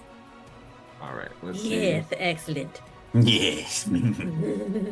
As far as rolling for streetwise, Stevie has a 20. I got a 20. I got a 21. 21. Because this is a high stakes roll to me, at least, with the permission to the party, I would like to burn a story point Go because for I it. rolled an 8, Granted. and I want Yeah. to roll higher than that. Go for it. We've got Yeah. plenty. Because Yeah. is there a cap on story points? Not that I know of. Okay. That is a 19 with a 3 on Okay. the D4, so it's not a critical success, but if it's a success, it's a success. Yes. Hey, a win is a win. And We'll Anna, take the did you? natural 20. Let's go. All right, we'll take that story point It's back, about boys. dang time, y'all! Yes. Okay. Here is what I'm going to say. Your collective roles. You're gonna start. Sorry, guys. You're gonna start acting like a team in this role. So, How dare you? Oh no, how terrible. yeah. I don't Okay. like any of these people. I don't trust any of y'all. each Don't What cut the heck yourself of on that all? sweet edge. each of you bring an interesting layer to figuring out this. We're gonna start with Deacon. Deacon. The Mighty Morphin powers were destroyed, as far as you know. The command center was totaled. Um, Multiple villain factions attacked it.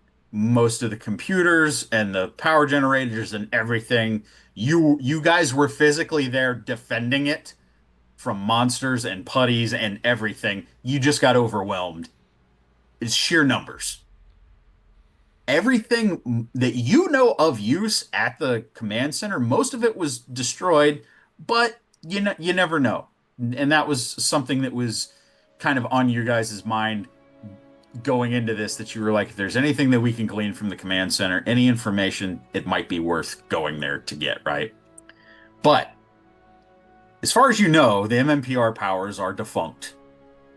However, there are ways to regain powers, even after they have become defunct. You know, simply from the fact that, and this might be the first time that Anna or Alana that we've mentioned this to you, in this game, the Power Rangers TV show is canon to this universe. Mm-hmm. So you know from the show that some Rangers have lost their powers. They have been re-energized. There are ways that powers can return. So the mere fact of specifically the power coin's existence, maybe somebody stole them so they could repair them and try to use them. Maybe somebody's trying to, let's say, negate the return of the Mighty Morphin Power Rangers, ensure that they can't come back. The easiest way to do that is to make sure that they have all the coins. You don't know the intent of whoever stole this, but you do know that there are ways to re-energize Ranger powers if they're lost.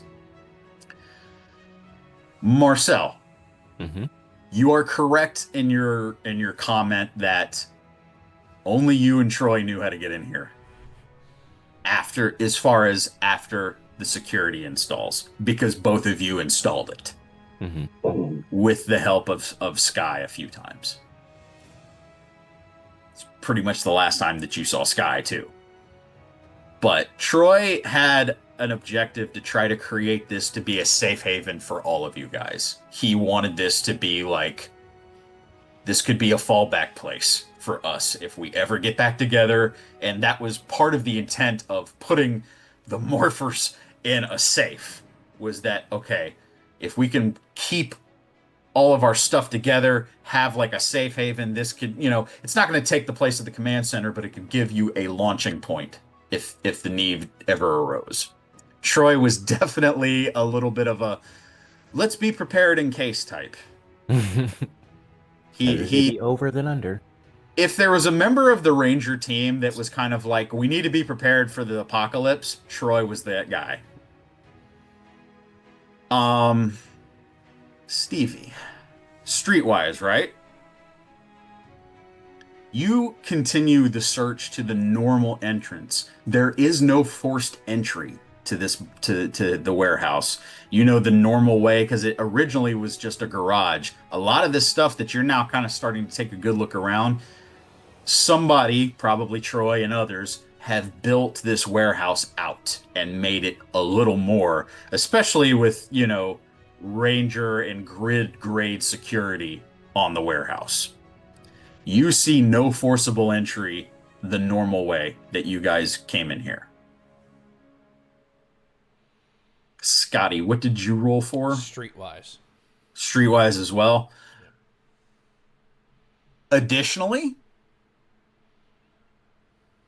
you're looking for something in the way of, well, if Troy built all of this, there's got to be some type of computer. There's got to be a log. There's got to be something. He was thorough.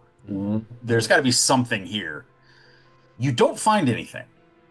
Nothing as far as like additional like readouts, computers, anything that it almost looks like maybe he wasn't done because it looks like you with the help of everybody's put it together that okay, Troy had a plan with this place. He wanted a secure, like a safety bunker. He wanted an apocalypse bunker for you guys in the case of the worst to happen. He wanted the basement from Turbo. Yes. Command center goes boom. Oh, surprise, there's a basement. Yes. Yeah, that was what he was trying to build. Most likely, something happened or he got distracted or was focused on other things and he never got to finish his project. Anna. You rolled for Streetwise? I'm sorry. It was the nat 20? Yeah, it's a nat 20. Okay. The area near where Marcel originally pulled the safe out is the only place that hasn't been covered in dust. Whoever broke in was very careful. They treaded lightly, and they knew where to go. They knew where the morphers were. Somebody had intel. Somebody knew what they were looking for. They had everything they needed to get in quietly and get out. That, with a nat 20, probably means that they teleported in. Somebody teleported in. Many creatures have that ability. Rangers have that ability.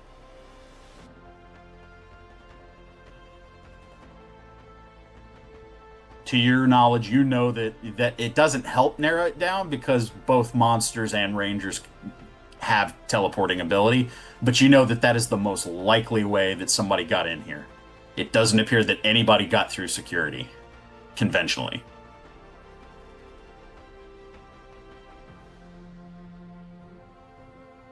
I have a question.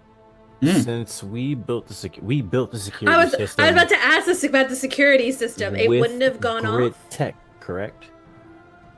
It is grid tech adjacent. Basically, what I'm wondering is, does it have? Oh, I'm sorry. I was just wondering, does it have the same teleportation shield like the command center, where only Rangers can teleport in? With a natural 20, you do not see that safeguard in place, which that you can come to your own conclusion on that for what you will, but it might have to do with what Scotty kind of figured out, and that maybe that this was half done and he didn't finish the project. Okay, gotcha.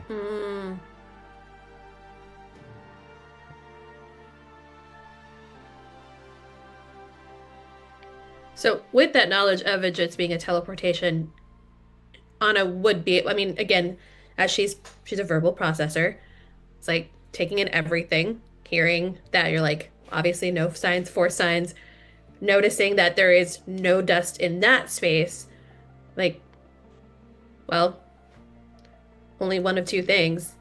Someone teleported in. Or one of two people. Or peoples. And you sure nobody else knew about this place? Positive. We kept it very secret.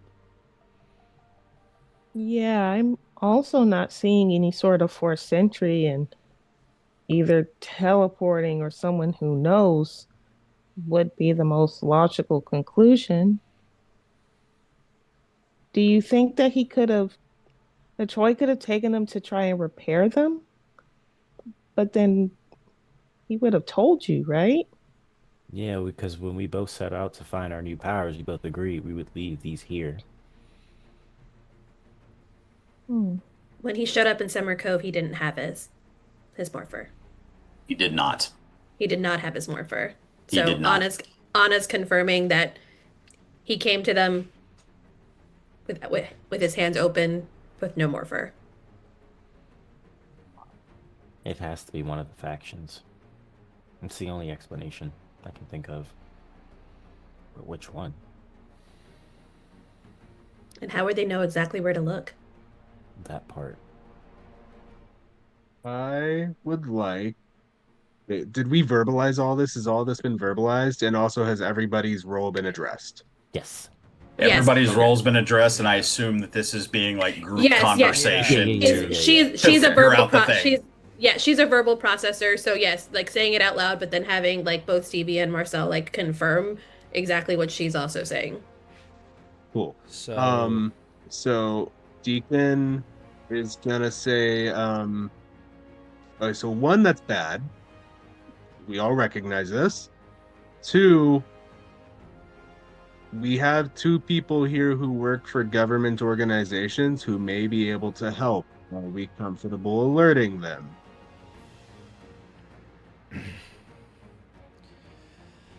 I didn't want to reach out to SPA until we were out of here because I didn't want to give any kind of position away. Any kind of signal coming from here could be intercepted. But if someone already knows this place exists, I'm not afraid to reach out to Kruger and let him know what's going on. You don't think I can mask a signal? Come on, what am I, a rookie? I might have a connection, but he's kind of hard to get a hold of. I have some street connections I can look into. Maybe somebody's heard something. To be clear, the only reason I'm thinking about informing the people that I'm thinking about informing is because I know that it's not going to get somewhere it doesn't need to be. I don't want to put an open broadcast, hey, there are two morphers on the streets. It could be there for grabs. Oh no, I'm not gonna say that there are morphers exactly. I'm just gonna say that there's a new power in play. Let's see if anybody's heard anything.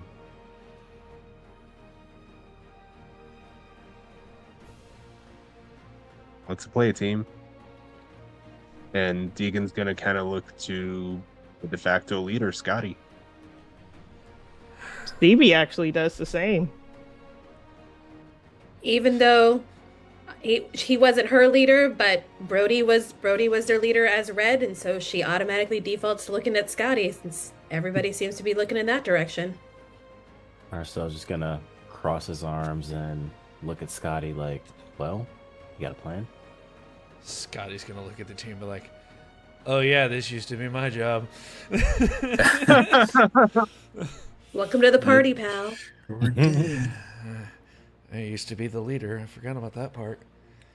Yeah, All right. remember, you wanted to be Red. Listen, Red was the coolest. Scotty verbalizes out loud. Well,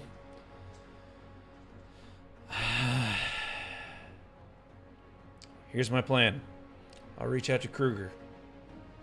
Deacon, reach out to Commander Grayson. Marcel, put feelers out on the streets. Stevie, I'm going to trust you with your contact. Anna, do you have anyone that you can reach out to or connect with that might be able to shed some light? I might know someone from the Lion Galaxy that could help. All right. I trust you to handle that. We all just know interstellar people. Am I the only one who doesn't know interstellar people? I'm a little disappointed by that. I mean, you know Stevie me. is also disappointed by this. I'm gonna do an Andros line on you. You're a planetary ranger. Swoon, That was Deacon Andros. saying that, not Cody. Yeah. But Scotty doing some math, realizing that the security system that keeps only Rangers able to get in here, Yes. and he realizes that security isn't working right now, and he kind of lets out a, oh, thank goodness that narrows it down from them, kind of thought in the back of his head, but that doesn't immediately eliminate them. All right. The tough part is that you can't narrow it down yet. As far as it doesn't automatically mean they did it, but it doesn't mean they couldn't have done it. yes, Which and is the sad both, part is literally anybody yeah, at this point. It's both a relief, like, oh, thank goodness it wasn't them, but it also still could be them. So a moment of relief over. All right. Not Here's- without more intel. Right. Here's an important question to the team. Because of information that I have on certain factions, we'll call it.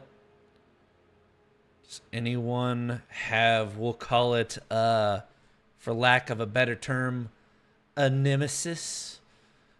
A reoccurring arch enemy that may or may not be targeting the OG team? Galvanex isn't smart enough. Well, that's good news. Banshira and Diabolico aren't really into targeting teams. They're more about the world domination type and getting their palace back up and running. Yeah, Mesogog's the same way. And then there was Anthony, but he got fired, so it's okay.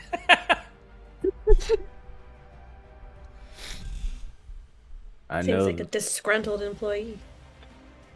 Well, I he kept know. stealing my lunch. That's almost as bad as a monster. That is a monster. What are you talking about? Yes. Well, Marcel? I know the Machine. Who are the three factions? The Machine Empire. Good to rehash this. The Machine Empire is one of them. And you had to, on your way here, you had a little bit of an encounter with them where you had to hide to not get caught. Machine Empire is one. The House of Vile is another. And the Z Empire. That's right. Right. So Marcel's gonna verbalize. Well, it could be one of the three factions: the Machines, the Z's, or what did you say they were? House of Vile. That's a vile. Or the Vials. Vile. With Yeah. that, sorry. The Machines, was the there Z's, anything or the else? Vials. With They're that always bit of looking- lore, does Deacon know what Banshira and Diabolico fall under?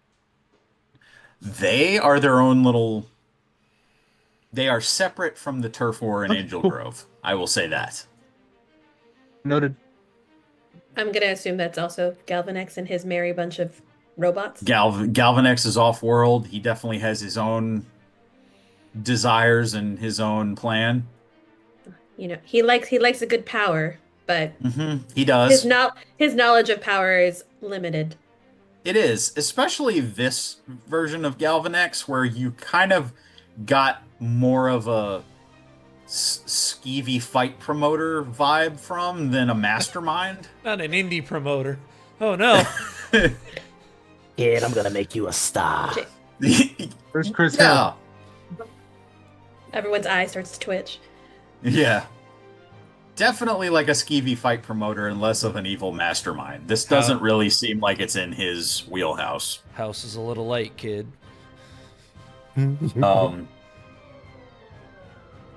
And Scotty, Yes.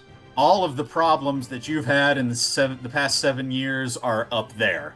Yep. You know, it's listen, Grum, Divatox, and Astronema, they have their own deal. Yeah. It's the sad part is what you're coming to realize is, oh, so what I've seen in space is everywhere. Yeah. Like that's the big revelation for you today is that space really wasn't special and that they're doing it here too. Yeah. It's like Scotty's biggest worry is whether or not, and he's gonna ask Kruger about this when he gets the chance, is if there's a way to find out if any of the 6 are even on Earth. And if they are, if they've already started causing trouble. Wait, I thought there were only 5 of them. Was there a 6th one? well, canon? Scotty knows of 6.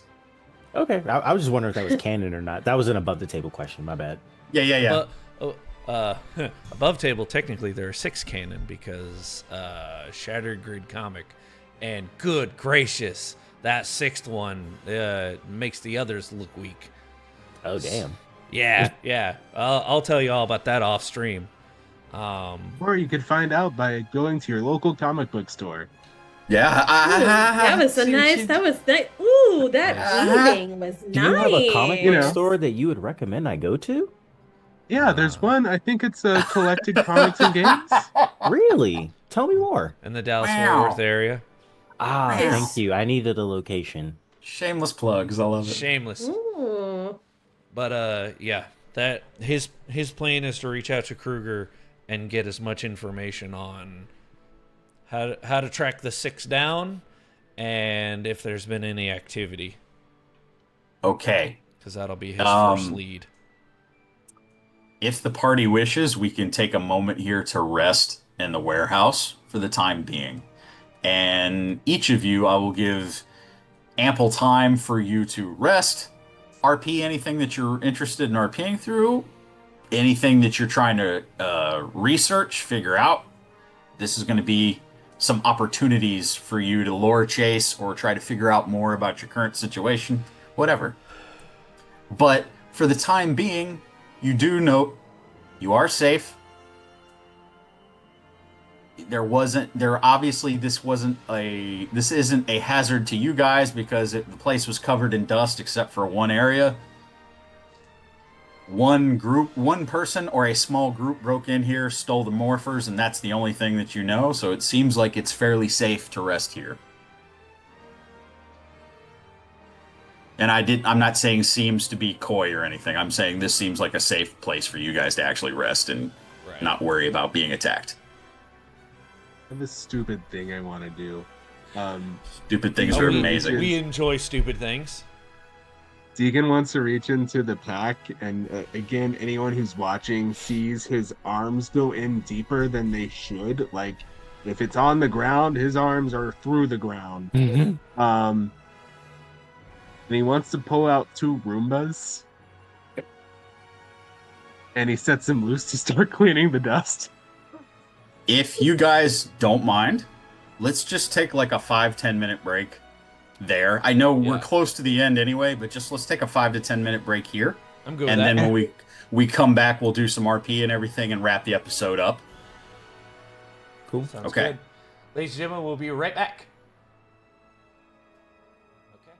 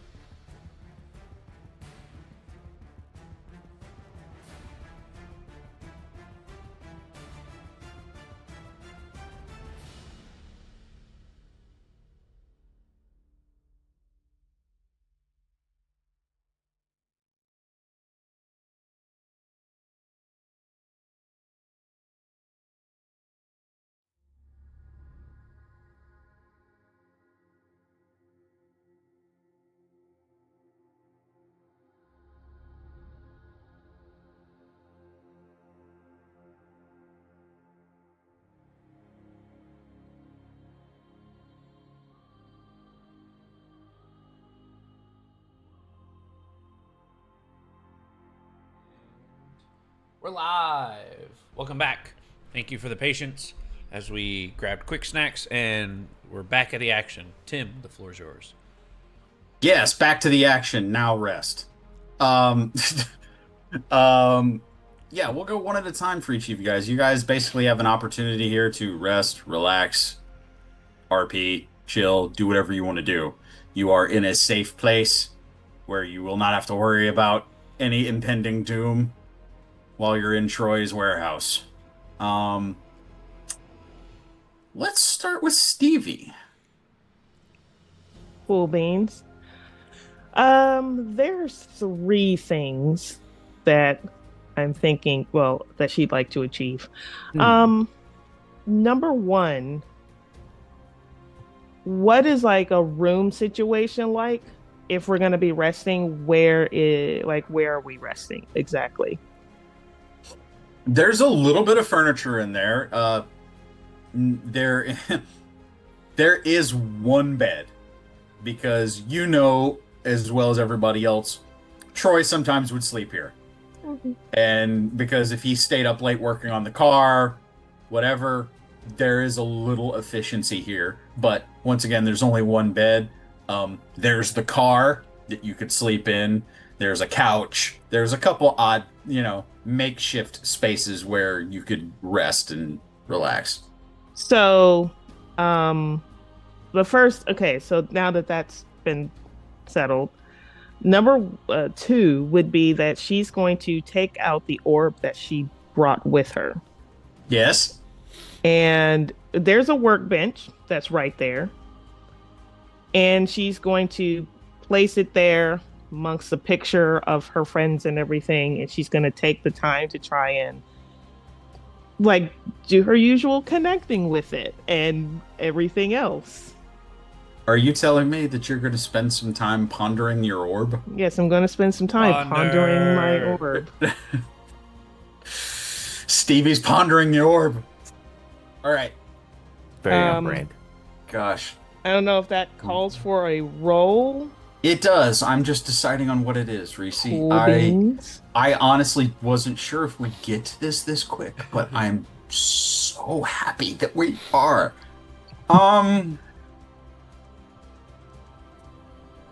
Reese. Yes.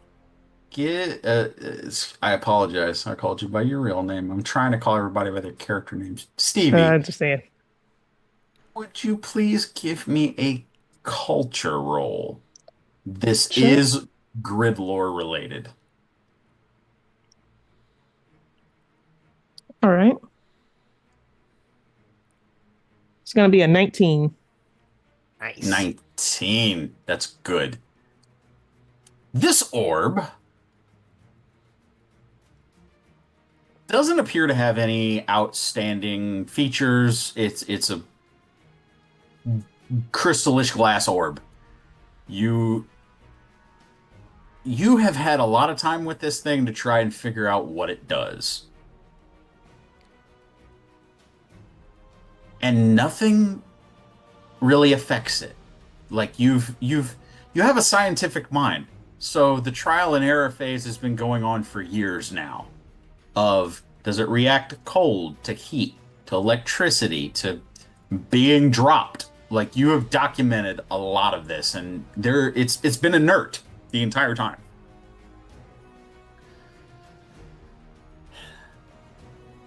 So immediately, you don't really realize anything. There's nothing mechanical about it. There's nothing. There's nothing that activates it. Nothing that you've been able to come up with activates it or gets it to react in any way. Which just makes you more curious.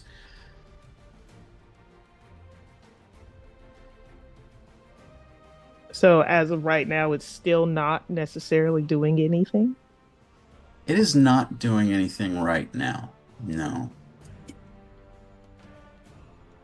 Stevie has had this ritual for the past 7 years of connecting to it, as you said, in a scientific manner, and even going as far as she would with some of her crystals as her mother taught her. Yeah. And given that she still hasn't been able to figure it out, she finishes her usual ritual, and she did mention earlier of making some dinner with Marcel, but it seemed that was hijacked by a completely different mission that is now taking place. Yeah. And so she's going to settle for a cup of tea. Actually a cup of coffee. And she's going to drink her cup of coffee while she is like sitting on the car, well, like on the side of the car. And when she finishes it, she just puts her mug down. She actually like opens the door to see if she can even get in the car. The car door is unlocked. Okay. And Door opens. she's gonna actually sleep or just like rest in the car. As she is thinking about a lot. One, the orb itself. Two, leaving behind Mercer Industries and what she left behind specifically, and hoping Terry's okay. The fact that her friends are back for the most part, and just missing the ones that are not here, as she just drifts off to sleep inside of the car. You do so. There's an odd comfort that comes from just sleeping in the car. Maybe it's a dream, maybe it's a memory that you have, but just of, was it a road trip one time? Weren't we all going somewhere or something and you remember falling asleep in the back seat? Was that the trip to Stone Canyon? Was that and then you kind of have those thoughts as you drift off. Anna.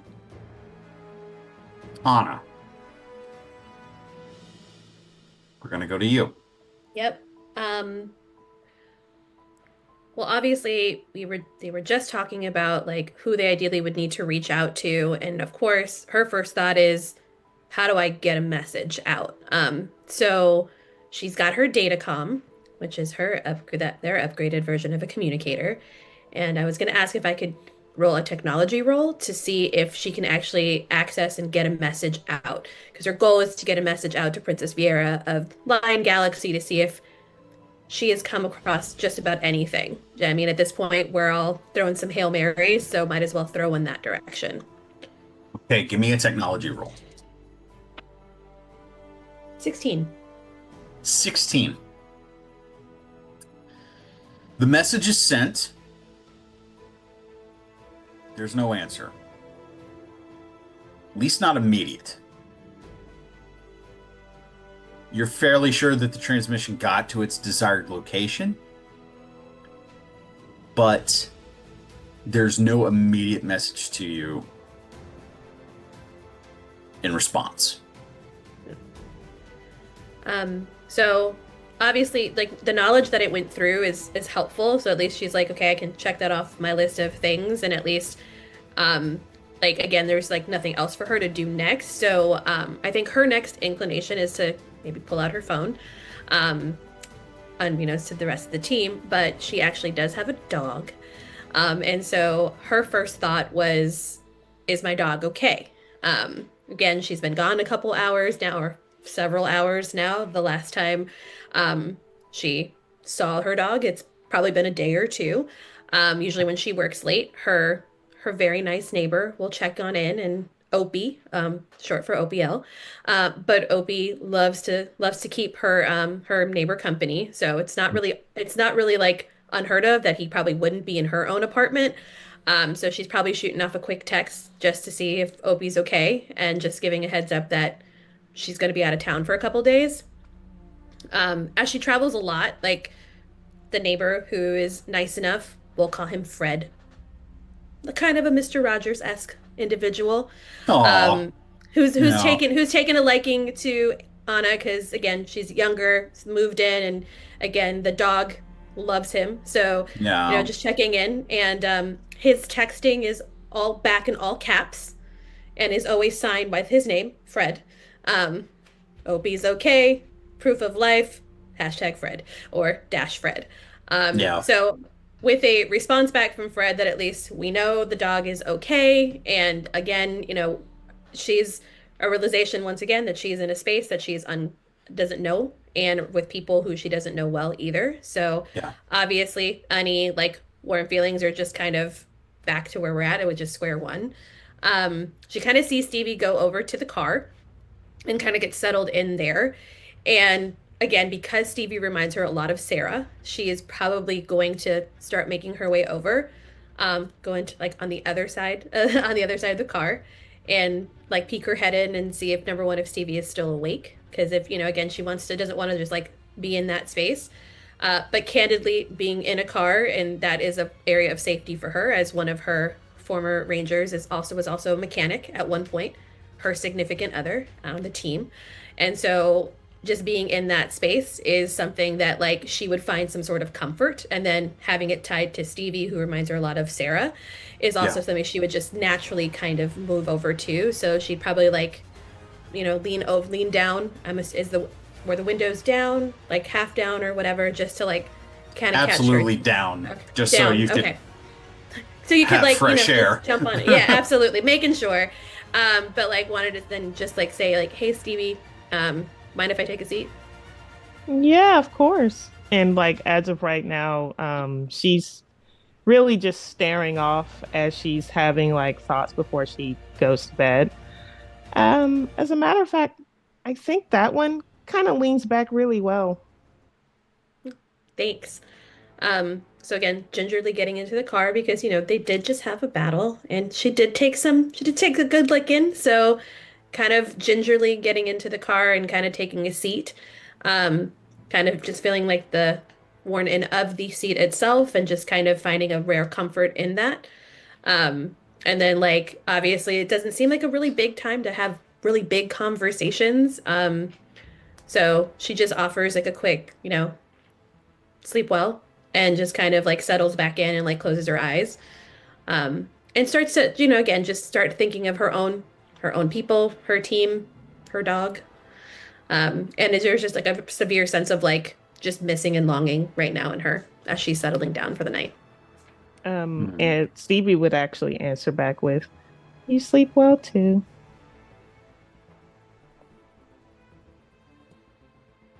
Okay. I think we will go to Deacon next. As I'm updating my notes on Fred. If you need a moment, I can go to one of the others. No, you're good. Okay. So Deacon, first thing he's gonna do, if anyone's ever seen the Lightspeed Rescue Morpher, it has a little bit that flips up. He's actually gonna take that and he's gonna a little bit of narrative leeway here. He's gonna take it and it's gonna turn into kind of like a Bluetooth, and he's gonna fit that to his ear. And he's gonna say, "Yerman to Grayson, Yerman to Grayson, can you hear me?" Give me a technology roll. Cool. Where's my character sheet? That's important. Cool. No doubt. This doesn't qualify as computer, does it? One day I'll finish regular show. No. Well, That yeah, it's computer adjacent. It's communications. Okay. Yes, I'll give it to you. Just because I feel guilty for knocking you out earlier. Ooh. That is a 23, and if that is a success, that is a critical success. Excellent. You can tell that the transmission does not go through. Something is blocking communications. Is And it the room? It takes you a few minutes to realize that it is not the room. And it is not Troy's bunker that is blocking communications. Something is interfering with the communications in this area. Okay, cool. Some type of interference. So he's gonna pull out because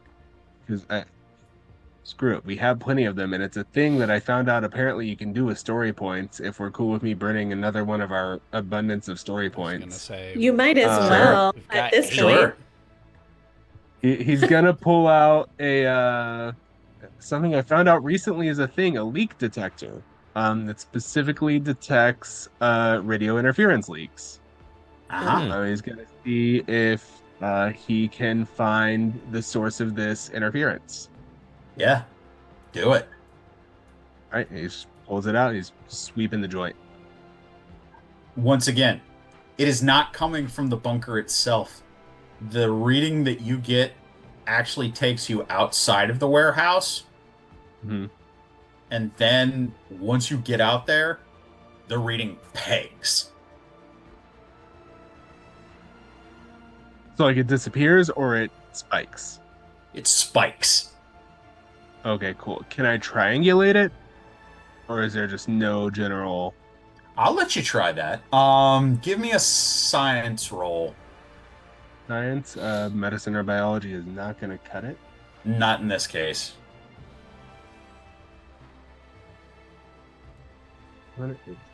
My die sometimes gets stuck in the dice tower. Ooh, that is a natural 20 for 22. Ooh, 22.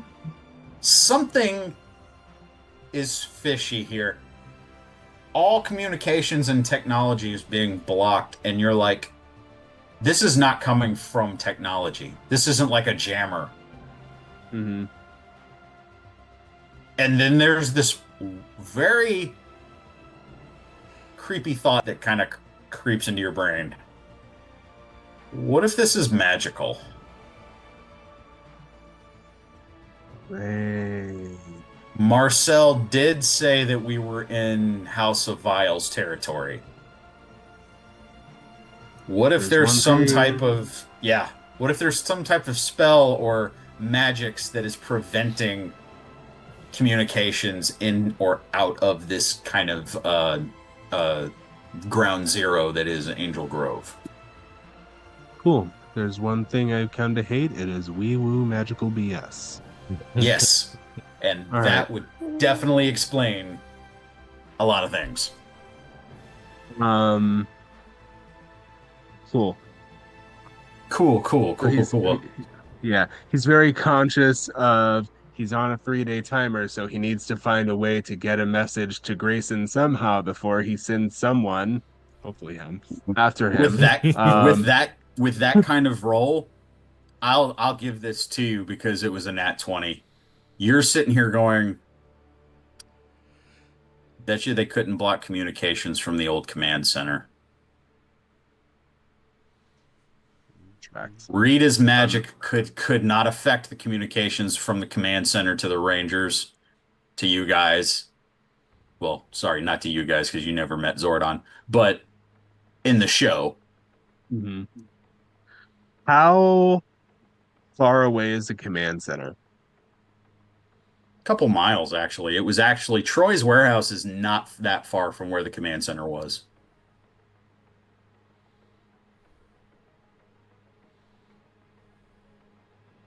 Deacon, is he?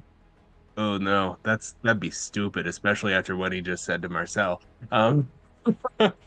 We just work better together. No solo adventures. We're not gonna split the party, especially when we're trying to end the stream. Go ahead, side quest. What are you talking about? Go ahead. We would just pick up. Split the party after you're the only one that got KO'd. I was gonna say, like, Oh. you could split off, and we can absolutely just pick it up next week. It's not out of the question. I'm not telling you how to play. Wink, Sir, wink. I have been RPing for 13 years at this point. I am not about to play that game. I know the golden rule. There you go. So Deegan's gonna go back in and inform the group. Hey guys, communications being jammed. Anna, if you're still awake, here's gentle snoring coming from the car. We aren't gonna be able to get through unless we use something a little bit stronger. Good news, I happen to know where there's an interstellar radio tower. Bad news, it's a few miles away and we're gonna head there anyway. Um, anyone have experience with magic BS? Would Marcel from dealing with the Z's and vials? Because they use magic. I mean, what are you trying to figure out, Deacon? If I guess kind of like, do we know the source of this spell? Do we know the caster? How long has this been going on? Yeah, Well, no, absolutely not. That would not be a Okay. common knowledge thing for anybody here.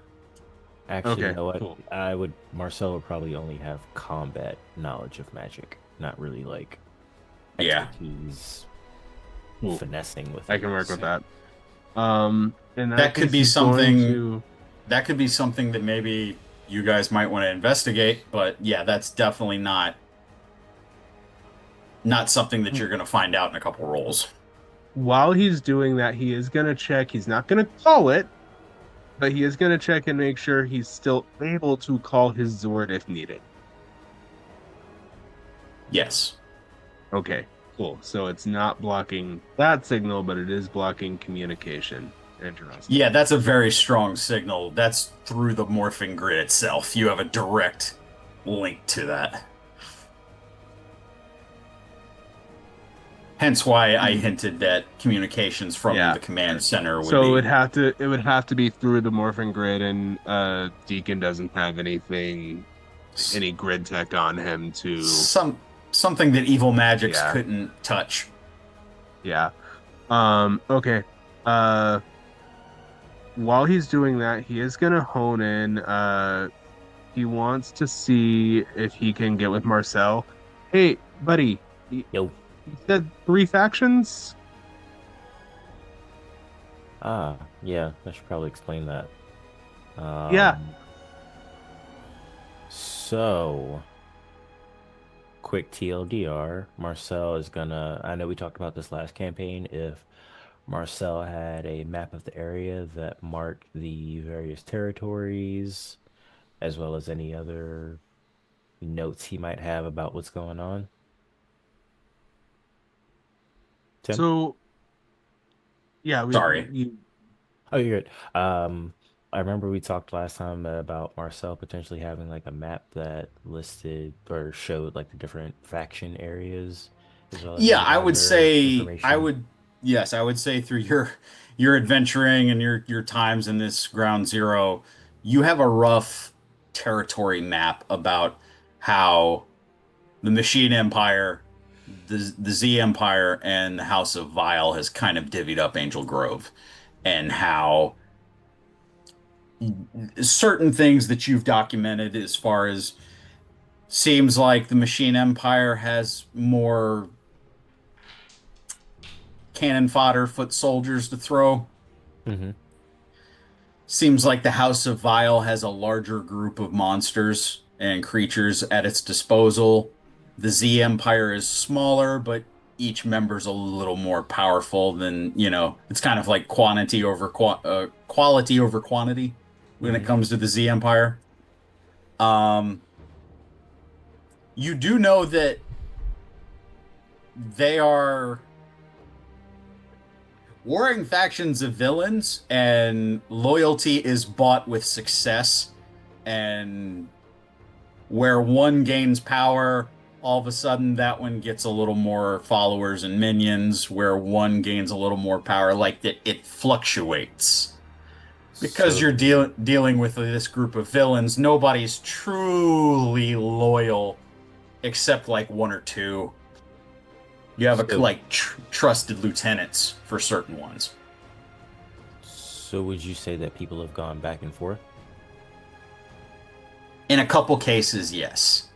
You know for a fact that there are certain characters and certain minions that are more mercenary-like than others. You know of a couple that are devoted to who they're serving. Okay. Um, if you want, if you want names and a couple things to be able to relay to the party, I'm gonna make that that's gonna be grid lore for you to see what you can recall and what you've documented over these years. Okay. While he's doing that, Deacon is trying to steer the conversation to figure out why they're so interested in Angel Grove specifically. Yes, above the table, we never figured out about, the Zeo crystals or anything under the command center that would be the reason that all the monsters were drawn here, right? None of you would know of a reason. Okay.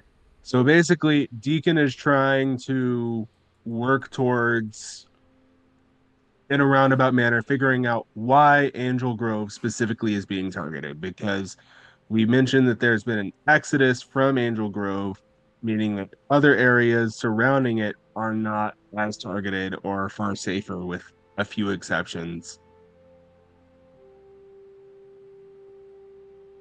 So that's kind of where he's pushing with this. Just heads up. I rolled a 19, by the way. 19. Okay. Are our note takers ready? Don't you? Okay.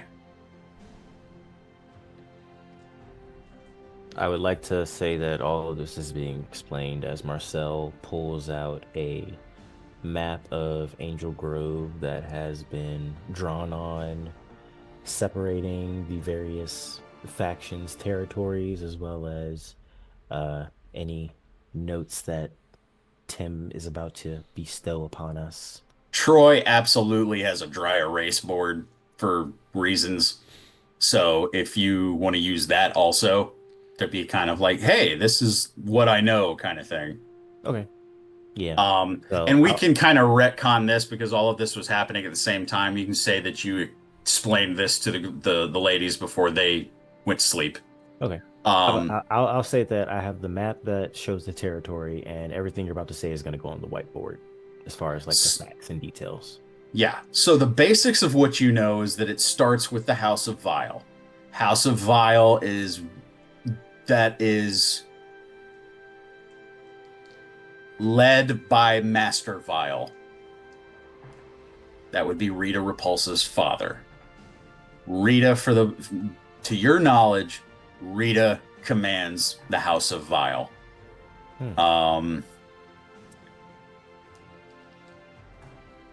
It consists of her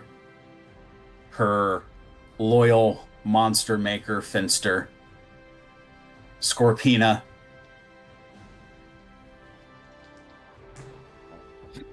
her brother, Rito Revolto, and Squat. Who? Squat. He was a blue. Oh, yeah. I remember. The blue impish one. I remember now. What? No mention of Oldar? All right, I'm surprised. The intrigue, Interesting. The intrigue continues. I figured that would be the first one, but Right? As far as their minions on the ground, is from everything that you have faced, it's putties. Putties, super putties. Some putties with different variants. You've seen putties with pumpkins for heads, putties with vines over them. There are different little variants, but Finster is, from basically just from the sheer numbers of the House of Vile, Finster must be working around the clock. Nobody touches their numbers. There are countless monsters and you have every reason to believe that the Dramol was one of them. There are others, but you're not aware as far as being able to point them out.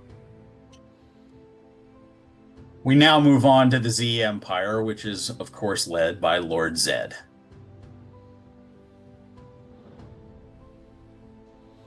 Lord Zed's number one is Goldar. Ah, there it is. Oh. There we go. And Babu serves Oh, Lord Zed. That's right. Split them up. Nice. Nice. Zed is also known to use bounty hunters and mercenaries.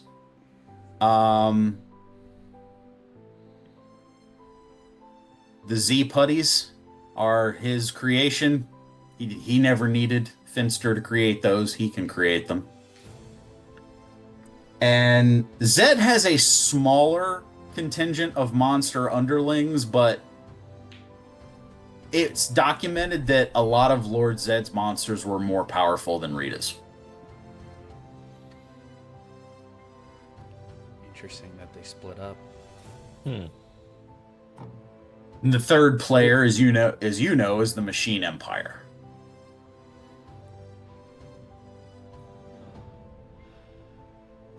It's led by King Mondo and Queen Machina. Their impish son, Prince Sprocket. They have a couple generals and several mechanical-based monsters and creatures at their disposal. There's also the associated contingent of King Mondo's older son, Prince Gasket and Archerina.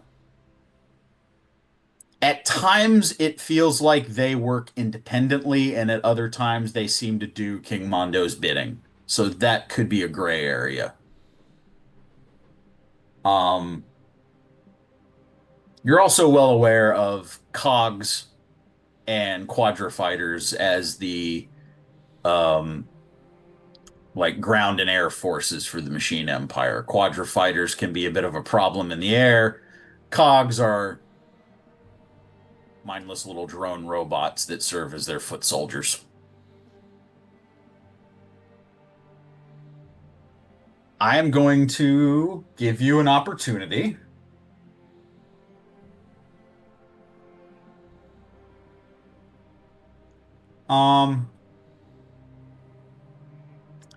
Give me one more culture roll, Marcel. I would like to use the lend assistance action, if I may, Certainly. which gives you an extra edge, so you are going to roll 3 d20s. Oh. Hell, Ooh. Fancy. take the highest.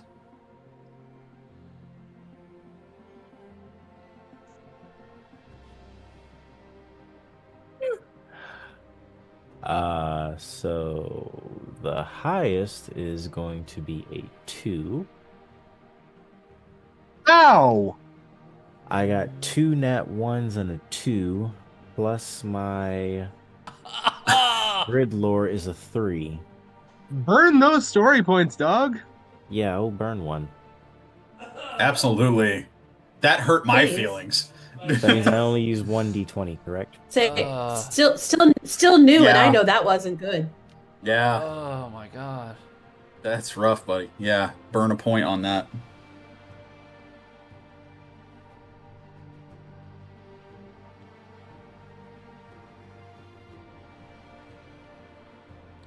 $15. Better. Okay, you are aware with that the Machine Empire does have several generals that have been seen. Some of them have been in charge of human convoys and taking care of prisoners and such, and you've heard one name mentioned among them, which is General Venjix. Can you spell that for me? Venjix. Thank you. You even have a description for him. He looks suspiciously like a Beetleborg. Hmm. Interesting. Ham probably gets where I pulled that character from. You mean the episode of the shirt that I'm literally wearing right now? Yes. I remember But that's that everything episode. that you know. Cool.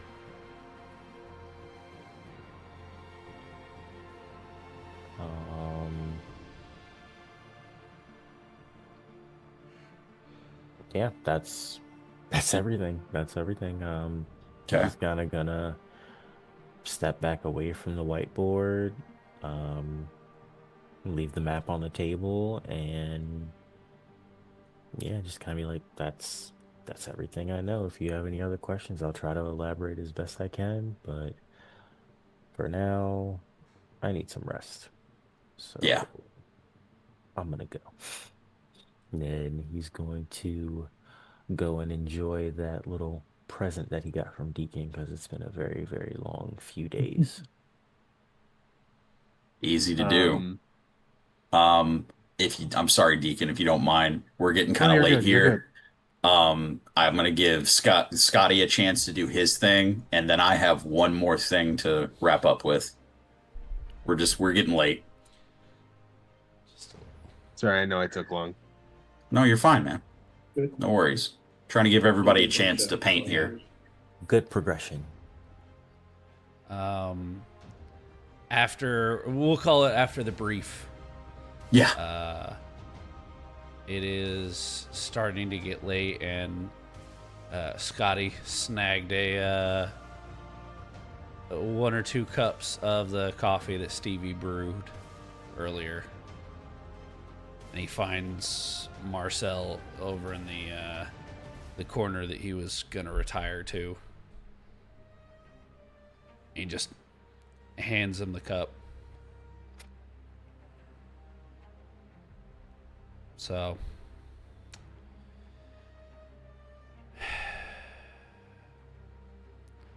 I'm going to say this, and this is the last I'm going to speak on it for a while.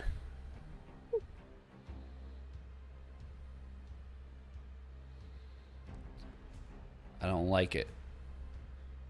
You know I don't. But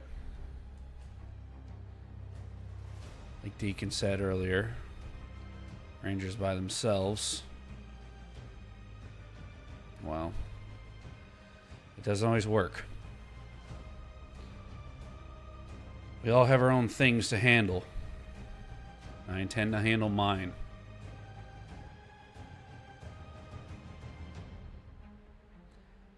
I hope that it doesn't come to the point where I have to handle yours for you. So, I'm going to put everything between us aside until we figure out what happened to the Morphers, what's going on with Alpha. And then if you and I have to hash things out, well, I'm sure there's an empty quarry we can settle this in.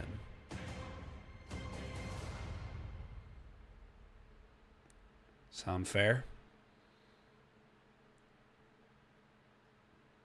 Marcel's gonna take a nice big drag of his freshly rolled joint, and he is going to look at it while exhaling, take the cup, and just kind of like put it to the side of him and just say, "Deal." Cool. Clink. He very nonchalantly kind of like doesn't give him the full like beer clink. It's like Yeah, the it's edge. very It's like like the edge of the bottom. Just good. like a tap. Yeah. Yeah. Yeah. Good. And just so you know, I did what I had to do. And I'm going to keep doing what I have to do to win this. We all did, Marcel. I'm just worried what you cost for it. And Scotty's going to walk away. Okay. With that, the collective Power Ranger team all find different places in the warehouse to sleep. Interesting enough, the ladies are the ones that are kind of banding together, and the guys have all chosen separate corners. However, sleep finds all of you. But before we end here, Stevie and Anna,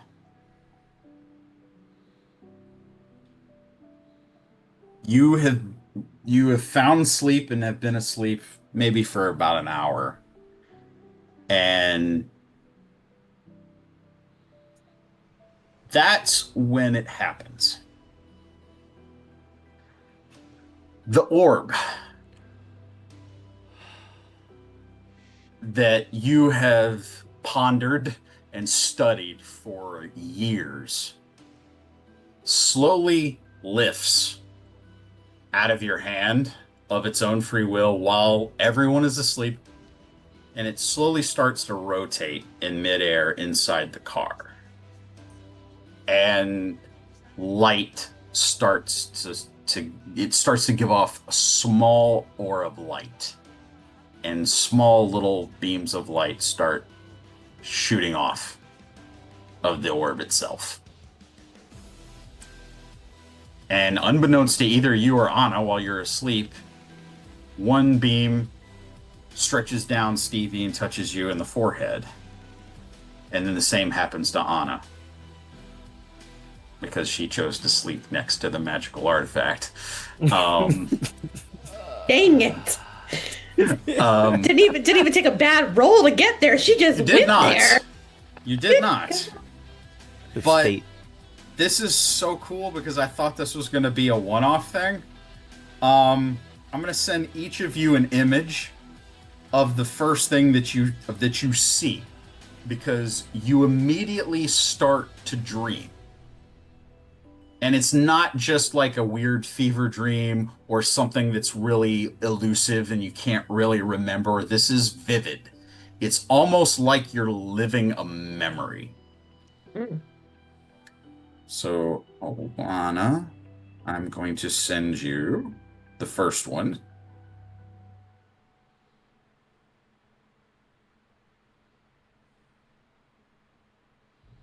Reese, I'm going to send you the second one.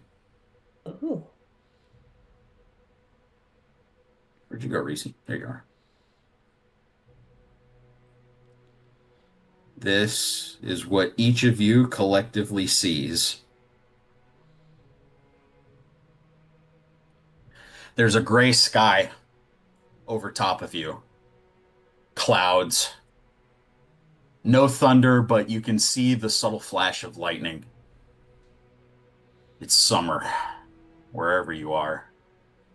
And you both kind of wake up and you look down, and Reese, you are not clothed in your sundress or in your yellow Dino Thunder armor. You are clad in Japanese samurai armor.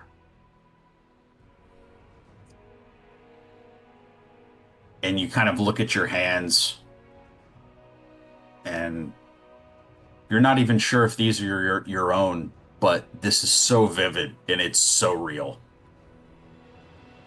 Anna, you see the same thing. It's almost like it's a summer storm over top of you, but you rise up and you note that you're clad in white samurai armor, ancient Japanese samurai armor. And now, once again, this feels like you're in control of the dream.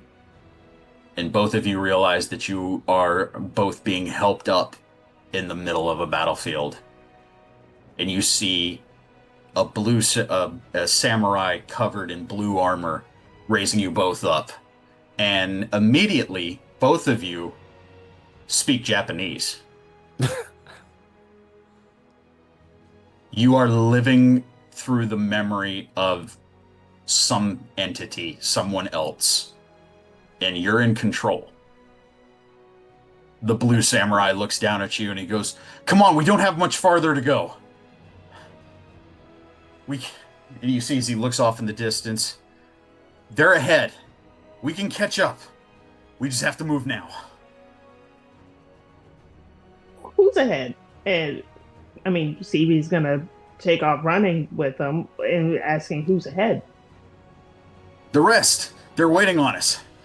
If we ambush him, we can stop him.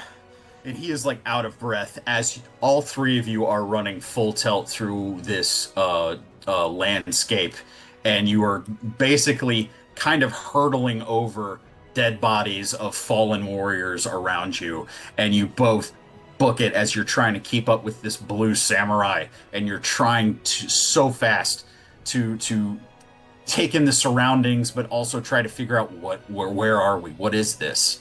And the farther you go, the more you realize that this is somebody else's memory that we're living. This is not ours. Something is being shown to us. What is this?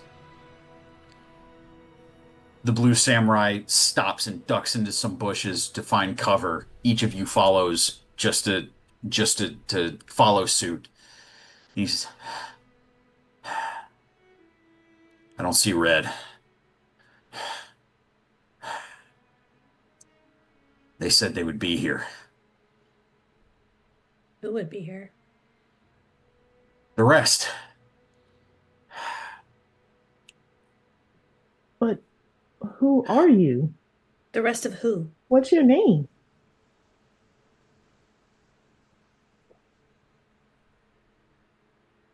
He says a name in Japanese that you do not recognize. But he calls him, "I'm Hiro. Don't you recognize me?" He kind of pulls down the mask a little bit. You see the face of a Japanese warrior. Kind of dirt smudged, scar over the right cheek, kind of dripping a little bit because it's a recent wound. Sorry, not a scar, but a wound over his right cheek.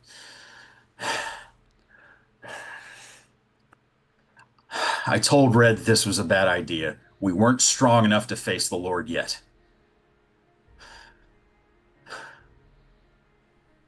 Lord, It's at that the Dragon Lord. And you see as he feels like he's like starting to lose patience. He's like, "Yeah, so much has happened. I didn't think that he would set the entire countryside ablaze. And nobody's seen green for a long time. He could be dead." And you note at the first note of a arrow fly over your heads, past the brush, and strikes a pursuing enemy that was approaching where you guys were hiding. And from a treetop a little farther back, you see a female pink samurai warrior perched up on a branch high above you guys. "Stop talking. Pay attention. They're making a last push." You see as she pulls another arrow and lets it fly. You guys follow where she's shooting, and you do note that there's more warriors that are coming up over the rooftop. Over the hilltop, heading up towards your direction where you guys are hidden. You see as Blue pulls out what looks like a multi-bladed lance.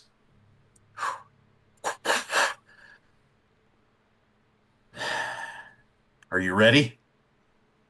You do note, Stevie, you note as you have two multi-bladed sai daggers at your waist.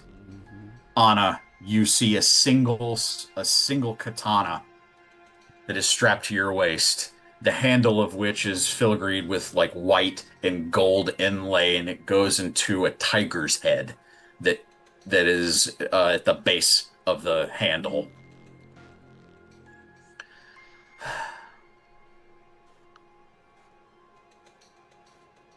Well, realization is sitting over. We may not know what's going on, or we don't know where we're at, but we're being called to action. Yep. So, automatically on his hands going for the top of the hilt of the saber to pull it on out. And Stevie's gonna grab the daggers. With a flourish of the daggers, you kind of flip them a couple times. And this, Stevie, this is some level of skill that you're kind of like, did I just do that?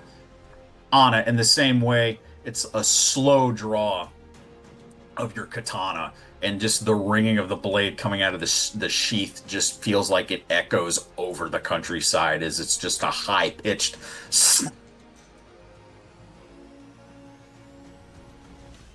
Moments later, you are surrounded by dead bodies. An entire company of soldiers lies dead at your feet.